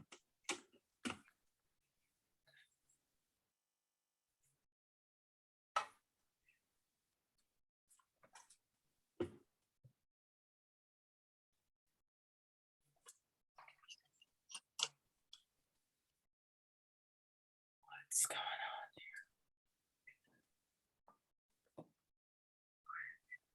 Yes, really. Where are we here? This is in the weeds, and I'm in the weeds literally with these little dots. But I think I'm at a stopping point down here, because once I get down to the middle of this little dot area, I can stop because the light areas are touching.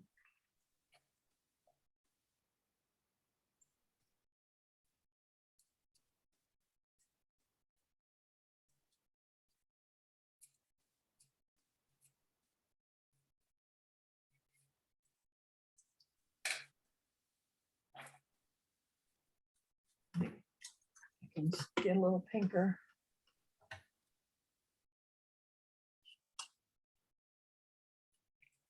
So that one of the things that happens is different colors of paint do different things when they touch each other. And that will cause weird effects as well. So like the cobalt blue is going to push the other colors away, and that will make things happen in your background. But once your background dries, if you just put it down and don't mess with it, you're going to see cool things that happened that you didn't even know were going to happen. And that's the thing about watercolor you have to get used to, is that it's going to do things for you. You don't have to work that hard. Especially on backgrounds, it will, if you put enough paint down and it's dark enough, like right here, I got some cool bloomy effects right there that I like. But if I had kept messing with it as it was drying, or right before it was dried, I wouldn't have those. Hmm. So sometimes it might not look good when it's wet, but it will look good later when it's dry. So you have to trust that. Because if it doesn't look better when it's dry is when you can fix it. So that's your Fallback. safety net, yes, fallback, yep. So now it's starting to look good because it's starting to dry. I see what's happening. There's cool stuff happening in the background. It's all right with me, what's happening so far. I want to figure out where to keep going. I think since these are really fuzzy, oh, I can't stop here though. Actually, I have to go down into this. See, you have to watch out. You can't really stop. Nope, you got to keep going, baby. Keep on going. Yep. You really do.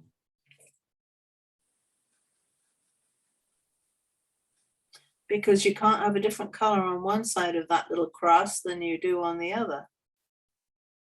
Right, you have to go all the way around it. That's true. Well, on this one, you mean? Yeah, I mean, Yeah. I could stop here. I might as well not though. I No. might as well go all the way around. Yep, Mhm. let's just keep going. But then, so I was thinking these flowers could be done also at the same time. Let's dry here. No, I gotta shape this thing better. But they don't have to be. So I guess if it doesn't have to be, it shouldn't be at this point. Because there are things that have to be done, like the rest of the background here.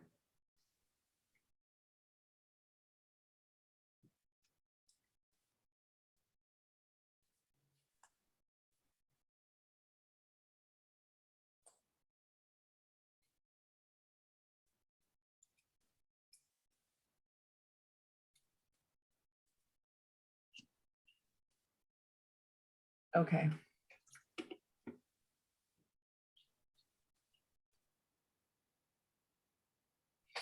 Purple and green and blue.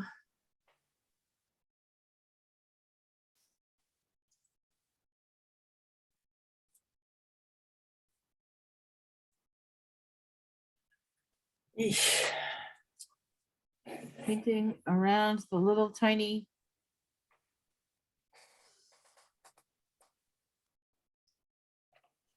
buds or whatever those little guys are. I want to find out what kind of flower this is because it's really a neat flower. I don't even remember where I took a picture of it, so I can't go back and get more now. I feel like it might have been in Benicia, like next to the parking next to the gallery or something. I don't remember.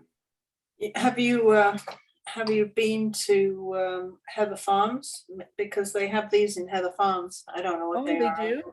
Oh, no. They I haven't do. done it. Yeah, I haven't been there in a while.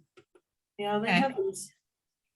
I'll have to go there and look for them. They're maybe clematis? No, is it clematis?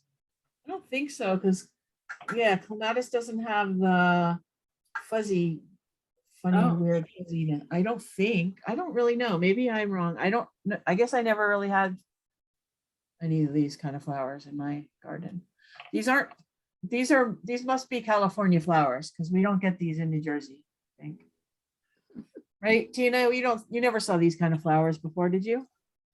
I don't know. To me, it looks like small. In Sweden, we have it.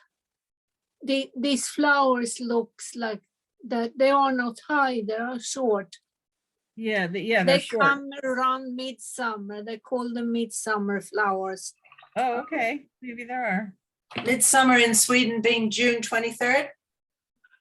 It is the Friday around the 25th. I have no calendar here, but it's on a Friday, the midsummer eve, Oh, around 22nd, 24th. I was just being sarcastic, really. Like they say summer in England, you know, July 14th or whatever date. Oh, Yeah, because midsummer, I think Finland and Sweden celebrate it. Mm. And they are having all these parties and dancing around the pool. Oh, the maple. Yeah. And it's so light, so they stay up all night. right. Cool. Yeah. Like Here it Alaska. gets dark. Here there it's light. It's only 1 hour dark around midsummer. Wow, like Alaska. Wow, yeah, that's right. Yeah, it's Way up about there. the Arctic, so what is called Arctic Circle. Yep. Wow, amazing. I've lost my mojo now. I can't tell what's going on back here with all these little flowers and stems and things. Yeah, are you on with are you on the this same corner? with me? I don't know what. I haven't done any of those little fuzzy things because I'm feeling like I can't tell anymore what I'm doing. So I'm thinking I'll just take a little break. Yeah, if you're at a stopping point, you could do that. I'm gonna keep going down this edge here because I got a lot of fuzzy, maybe too many. I don't know.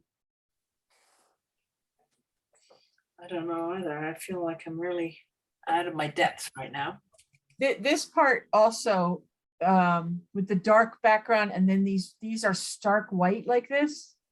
They look odd now, but Yeah. they'll look better once we get some color inside of them. Then they'll kind of blend back into the background because we don't want those to be so sharp. But Yeah, I don't even have those painted yet, so I'm not even there.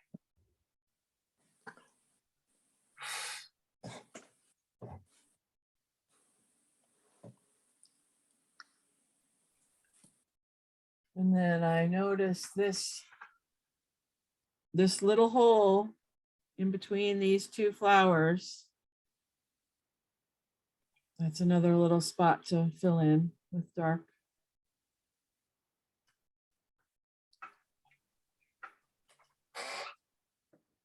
Dark color.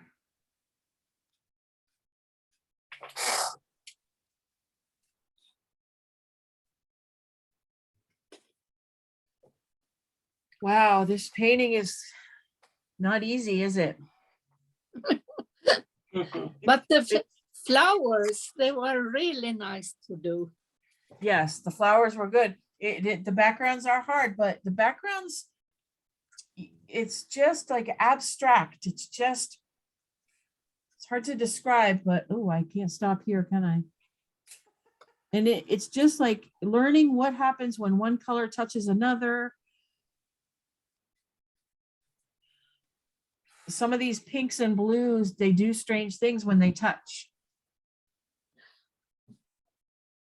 Pinks and greens, I mean, and blues. The cobalt blue, how it pushes stuff away. Like if I add a cobalt blue right here, it's gonna really push into the other color. But it looks cool when it does it. And when we get to, when, like now I'm looking at these things and some of these are really soft. Some of these are not hard edge dots. They're very soft dots. Some of them are hard. I don't know. I think I better just leave them all alone until we get to that. Better. This one is a nice strong pink flower there. And this is a nice strong pink stem right here. There, now you can see how cool it's going to look once you put the stem in. And actually that stem, my dots are not totally dry, but if I put in that pink stem right there and then take a clean, thirsty brush, it's not very wet, but I can touch the dots with the pink. And So do you want the, do you want, I put the pink line down the middle of the stem. yeah. And then I took just a clean brush. I just wiped it off with the towel and dotted some of the dots and let the pink, like I pushed the pink around slightly into those other dots. And so that made it soft. It softens them up a little bit. Yes, I see. And now I can put a little more pink right on top in the middle because it got a little bit light, and to strengthen it up. So now I have this. That looks nice. Which looks good, right? So now I can do the same thing with the green bud above it. So it's kind of a dark green on one side. I'm taking my same green that I used up here. It's a dark green on the right side of it. So I can go around to the right side with a dark green. I can touch the pink. I touch the pink. So they can be a soft transition. And then I have a clean, thirsty brush. And I'll just do the other side of the bud with a clean, thirsty brush. So it makes a soft, see how it made a soft, lighter area. And then I'll take wipe my brush off again on the towel and do little dots into the white spot here so that it looks like a little soft transition into the dots there too. So there, I softened see how it looks now? Very nice. So I think that's how the bud could use a little tiny touch of purple on the dark side of it. Okay. So I'm going to take a little bit of purple and just put dots with just little dots. I'm just touching little dots of purple on top. There it goes. So now I darkened it. So now it looks like that. And I think that's all I need to do to it. I think I'm leaving it alone now. The only thing I'll do is lift up a little bit of the green that's pushing down into the pink more than I want it to, but that's all. Yeah, there you go. That's that. All right. So the first one down. Oh, and I left this edge here still. Oh my gosh. There is a petal, a really nice petal over here, which I'm just going to paint. I'm just going to paint it all pink right there. And I don't need to do details of this petal, except for one little shadow. But you're going to know that it's another flower because it has the same colors. It's just not going to be strong. It's not going to be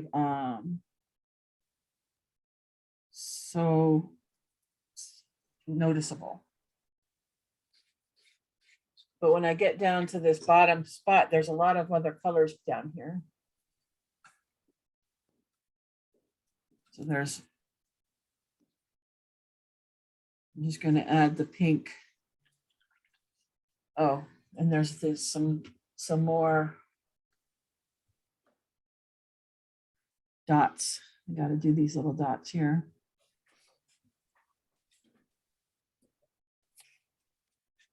Too many.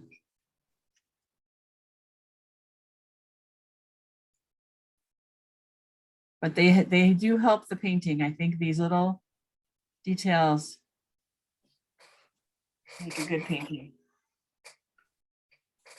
Because the sunlight hitting those things.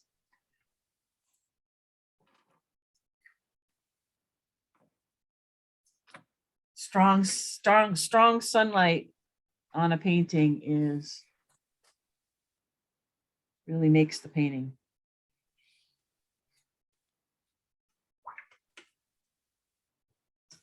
So anytime you're taking a picture of something that you want to paint, make sure it's in the strong sunlight. You can paint cloudy days and cloudy, foggy things, and it makes nice paintings, but the really striking ones are when the sun's hitting it. Mhm. But I like to take photos in the morning and in the evening with all Yes. the shadows. For the Then you get- photo, I like that. Yeah, a lot. then it's really the time to paint. If you're painting outside, is the morning and the evening. Oh, yeah. And a lot of the plein air painting times are right in the middle of the day. Mm. A paint. Yeah. Yeah, but because nobody wants to wake up that early or stay out that late, but really plein air painting should be 8 a.m. to 11 or something, or like 3 to 5 or 3 to 6 Yeah. or something like that. Then you get those nice strong colors, strong shadows.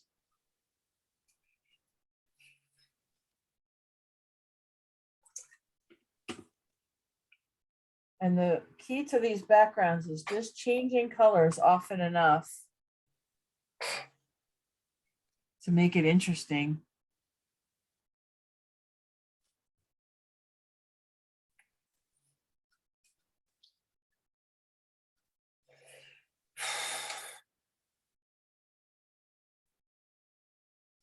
I know the feeling.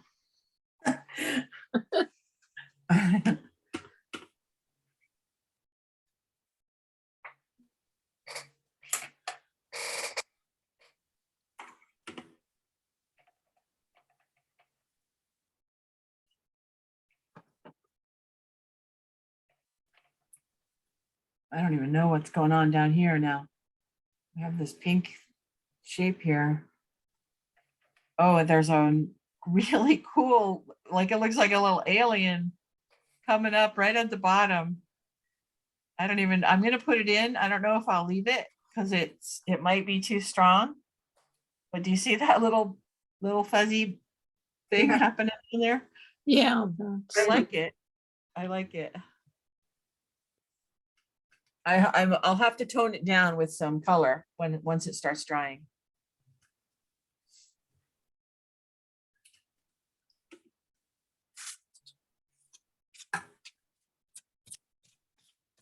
And if you get something like this where there's this pink patch that's dry and you have to, I want to keep pink there, but so I'm going to add pink on top.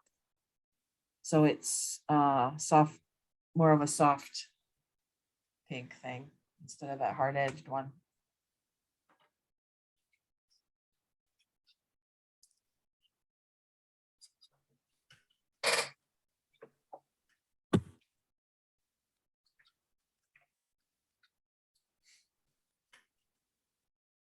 All right, so what's happening now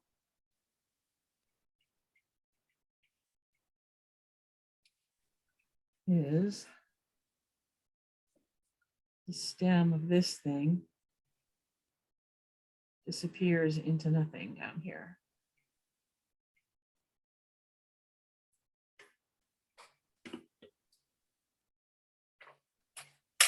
But when it's a soft transition, like all these little stems, when you put them in, you also have to just go right next to them with some more dots with your the brush with no paint on it, just a little bit of slightly damp. That way they softly transition and it's not like a hard, strong edge.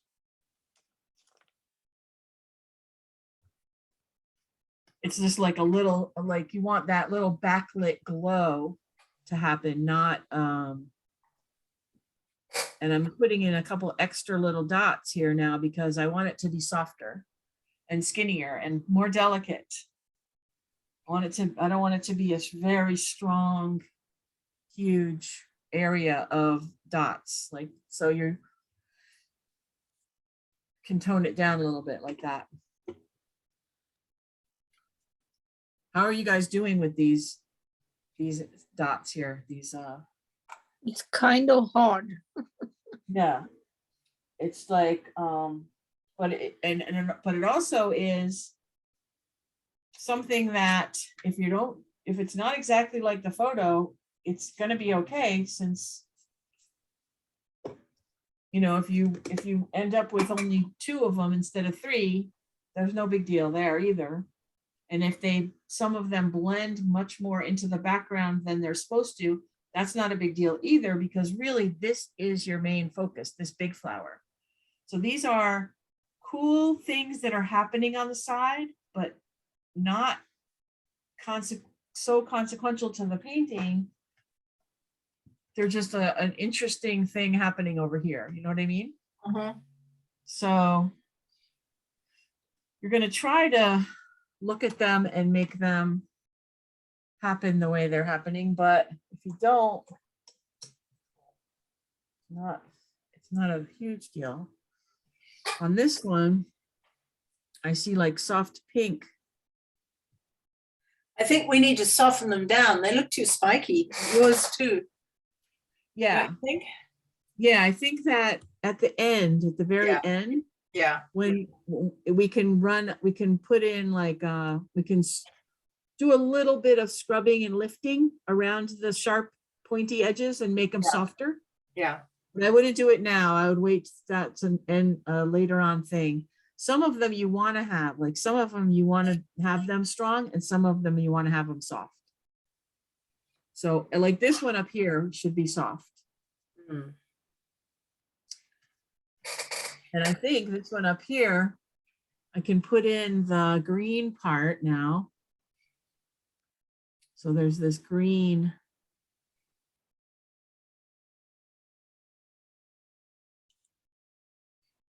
And then once that green is in, I take a clean, thirsty brush and make the little dots. And this helps soften it also on the inside.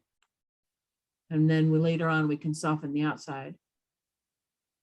And before we stop today, we're not going to finish, but I can show you, we can do one of those and see how to soften it up a little bit. So that's the inside. And I guess it could use a little purple too, because it's kind of darker. Now you don't want to get darker than your background. So that's another, you want that kind of to be the same as your background. Darkness, not color.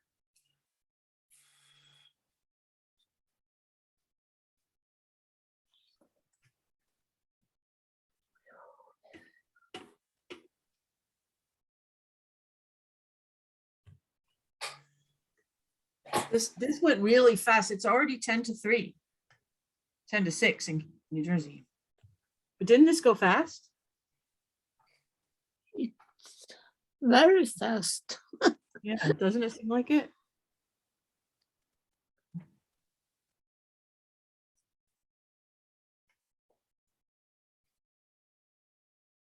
All right, don't mess around with that. Now, let's see.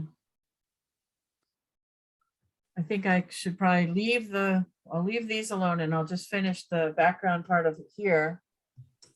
And then I want to take a look at everybody's. As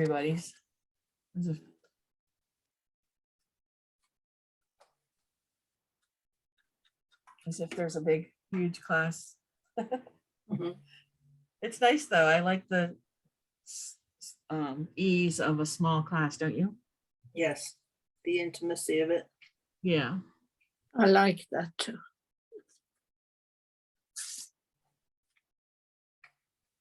But someday we might have some new people because I do keep meeting new people and giving them my information and they're on the list. So they Good. get the email. So someday somebody Where's might. Karen today? Oh yeah, where's I Karen? don't know. I Yeah. don't know what she's doing. I haven't spoken to her in a few days.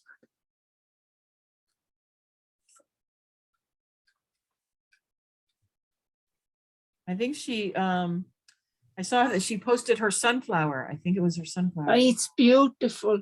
Yeah, so she posted that on. I tried to make new one, but I haven't finished it. So I want to do one more and see if I can finish it finally. Yeah. The first one, I got so exhausted in the end. So And you didn't like how it finished? You didn't finish it or?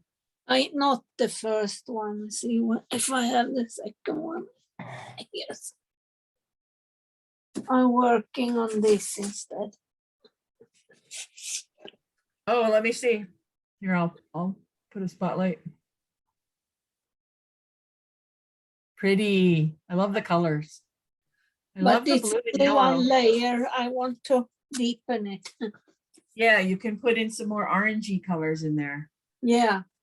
I started slow because I looked at the picture a lot, but I want to add more deeper colors Yeah, that'll be nice. and work on the leaves. But it was fun. But it's like this. There were so many things to do and I get so exhausted. Yeah, it's true. It's true. You have to think of so many things, especially the part about with these things, you have to think of, oh, I put the spotlight on the There's so wrong one. many details and Yeah, you have to think of the background and the buds at the same time, which is hard to do. It's hard to think of two things at once like that. You know, it's hard to. I like the flowers. They were so nice. Yeah, they were good.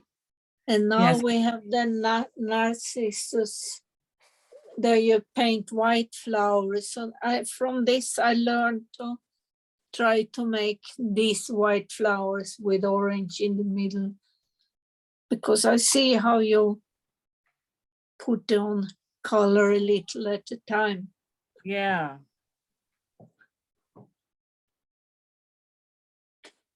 Yeah, the hardest thing though is the negative painting. Negative painting is painting two things at once. The edge of Yeah. one thing and the actual other thing. So you're painting the background and the edge of the stem or the edge of the flower, both at the same time. Oh, that's hard. Yeah, and then plus if there's so much background to do, like now, that you have to keep it wet and try to hurry up and finish it before it's dry, and that's kind of makes it difficult. It makes Have me to almost be panic. have Yeah. to be a pro like you. Well, I always thought learning watercolor because I've been doing it now, I guess 30 years, maybe. Wow, that's crazy. 25 years. But it always felt like an emergency. You have to hurry and finish this. It's an emergency. The whole painting felt like a big emergency. And now it's finally starting to where, okay, it's not really. I know I can find a stopping point. I know where I can keep it wet or smooth it out with just plain water until I'm ready to do that again, go back there again. And I also know now I can scrub some places off and soften them if that became a hard edge that I didn't want. So it is still feeling like an emergency sometimes, but it's not as scary. And like our other artist always said, it's only a piece of paper. But it's my piece of paper that I've been working on for 3 hours and I don't want to wreck it. Wow, Right? isn't that So the it's truth? easy. Yeah, it's easy to say it's only a piece of paper, but oh my gosh, I put effort into this piece of paper. Yeah, we labored over it. Mhm. So I'm going to stop now though, because there's this I could go over here and do this background, but I can always leave that part for later because I did have this stopping point. This isn't, I don't want this to be a hard edge, but I'm going to have just soften it up, let it dry, and then go back into it and extend the whole background. Now, what did I say I wanted us to do before? So is this dry? It's not really dry enough. I don't want to lift something when it's not dry. But you know how to lift, right? You just take a clean, thirsty brush and just touch it a little bit and then clean it off, touch it a little bit and then clean it off. And you're softening up and lifting. Like Yeah. if I feel like at the very end, this is too strong. I don't know if it's too strong yet. That's one of those things I'll wait and see. One of the other things was these purple flowers back here. And it'll kind of be the same like this one. It'll just be, or like any of these pink areas in the painting that are there now. I kind of added them and they're not really in the photo as much, but it'll just be like that. It'll just be paint your purple up to it, put pink down into these flowers, and then this dark color in the middle, because these are not strong flowers that are part of the sunlit focal point. These are background flowers. So they're just going to be part of the background. It'll just be a different color in the background. If this is dry in the middle, we can put some of the yellow. If you have clean water, and if you have a clean yellow, this is a very pretty yellow back here.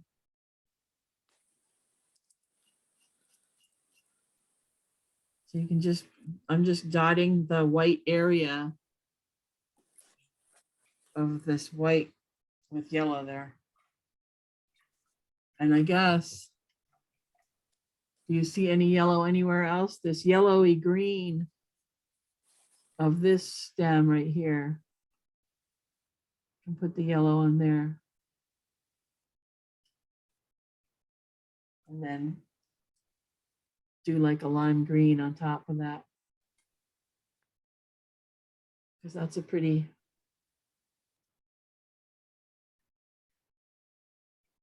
detail. And I think if you just look around the painting and see where the lime green is, sometimes when you have a color on your brush, it's a good idea to just find those places. So that way you won't forget to put them in, This one is, the dots are all over this thing. So even on the flower itself facing us has these dots, the little bud. So that's actually, might as well do that. See where I can't stop?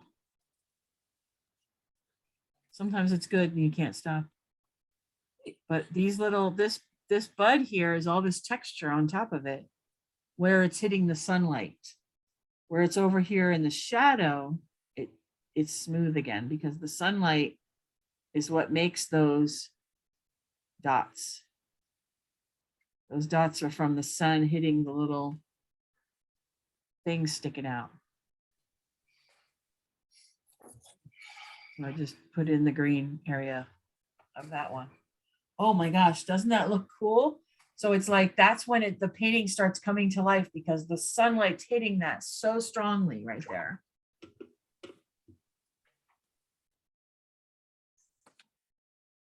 And then these dots on this side are kind of pinkish. So I can add a little pink into those dots on this side. And there's a little pink. You got to watch out though, if my purple background isn't all the way dry yet, I don't want to wreck it. But I'm adding some part pink in there, and I can do it on the side too.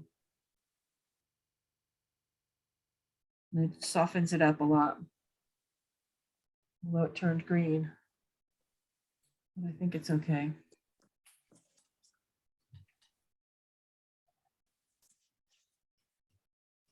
And then, since I can't stop, I might as well do the stem. So there's the stem. And that looks really neat because it glows. This painting is so nice because it has so much sunlight glowing, making things glow on it. So when you get a photo of a flower or anything with a lot of bright sunlight hitting it, you can make such a neat painting out of that with the glow. So I'm just going dots, putting dots around the stem now. Just so that it's, that texture is there. And then on the stem, it has a slight green. I'm just going to use a lime green, a lime, yellowy green, and go right down the middle of the stem with that. So the pink and the lime green kind of mix. That's my, look, that's like a little girl's favorite colors, right? My niece had pink and lime, pink and green are her favorite colors. There, now I better stop. Sometimes you have to stop when you're getting a little tired too, you know? I want to stop and look at yours. But I have to do one more thing. See how it is? There, it's good enough.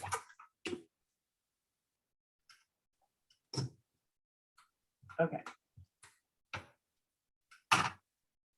How do you feel? Does it feel like we're at the end of the day here for this one?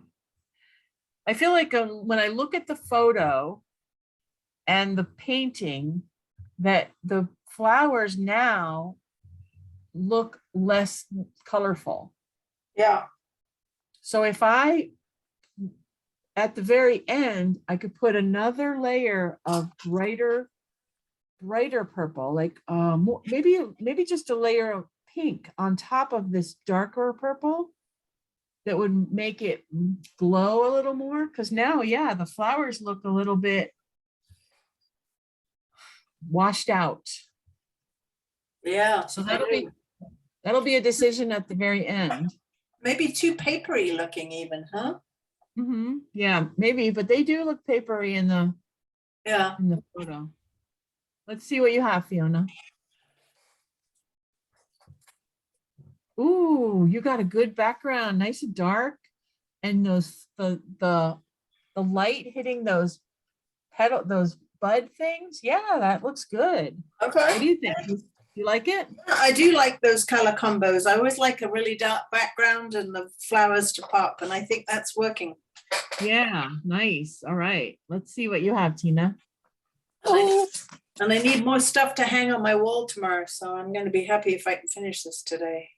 Yeah, that looks good too. You have lots of good transitions of colors and in the background where it looks like, oh, there's stuff growing and things happening back there. That looks pretty.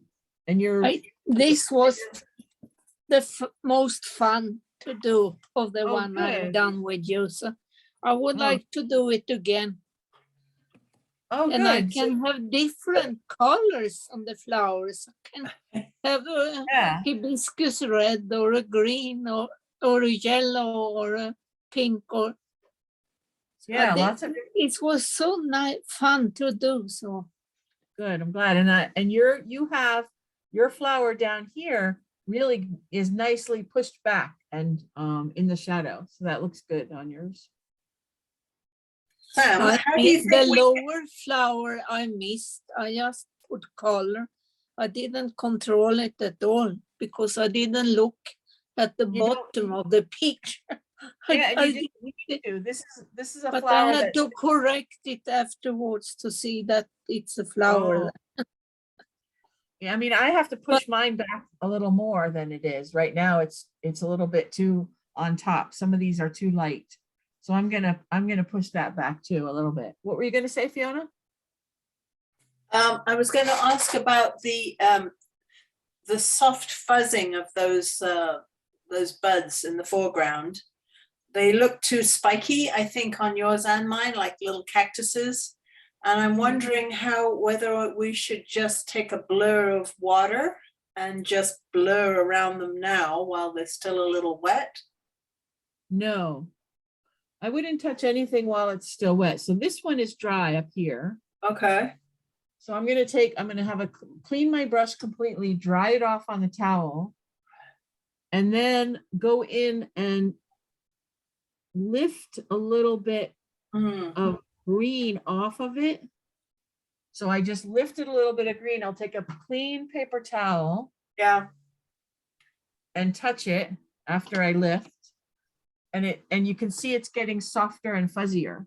So I'm Okay. gonna do, oops, I'm Yeah. gonna do the same thing again. So I am gonna lift it and then not keep touching it too much. Mm, Lift it, dry it, clean my brush and touch it again and lift it. So I'm just making it fuzzier. So here's the difference between one side and the other side. See how one yes, side. that looks good. That looks good. Yeah. So that's what you would do on the ones in the background. This one I wouldn't do it because it's a foreground one, and I would leave it spiky. Mm, But this one, and I'll do the same thing on the other side. I'll just touch it a little bit with a clean, thirsty brush. Oops, I have blue on my brush for some reason. A clean, thirsty brush. Touch it. So I'm scrubbing it very, very lightly, like hardly, not really scrubbing, just touching it. yeah. And I have to remember to clean my brush every time I do that because the paint is coming off the paper and onto my brush. So if I keep going without cleaning it in between, it's just putting the paint back down again. Yeah. There, so that's kind of fuzzy and looks less spiky and blurry. So that looks good. So Yeah. that's good for the ones in the background. I would keep some of the ones in the foreground sharp and spiky. Yep. Not all of them, but you don't want to blur out too many because it is kind of a cool, bright light hitting it kind of effect. Yes. Yes. So you'll just have to judge to see which ones you need to do that too. Yeah. And then these, when this is dry here, these little pink bud things Mhm. don't look pink enough to me. They kind of settled down into a dry. Yeah, they're not vibrant. We need an almost neon color, don't we, there? Yeah, so I'm just gonna add some more opera pink right on top of them. Raw, yeah. It'll strengthen them a little bit more. Yeah. Because they dried a little bit dull, but if I just add a little more on top, I have to make sure I'm gonna do it when it's dry all around them. And I want it to be pure opera pink, not with any other color mixed in.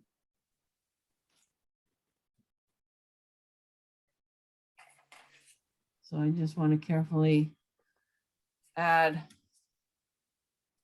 that. They always dry lighter. That's about it.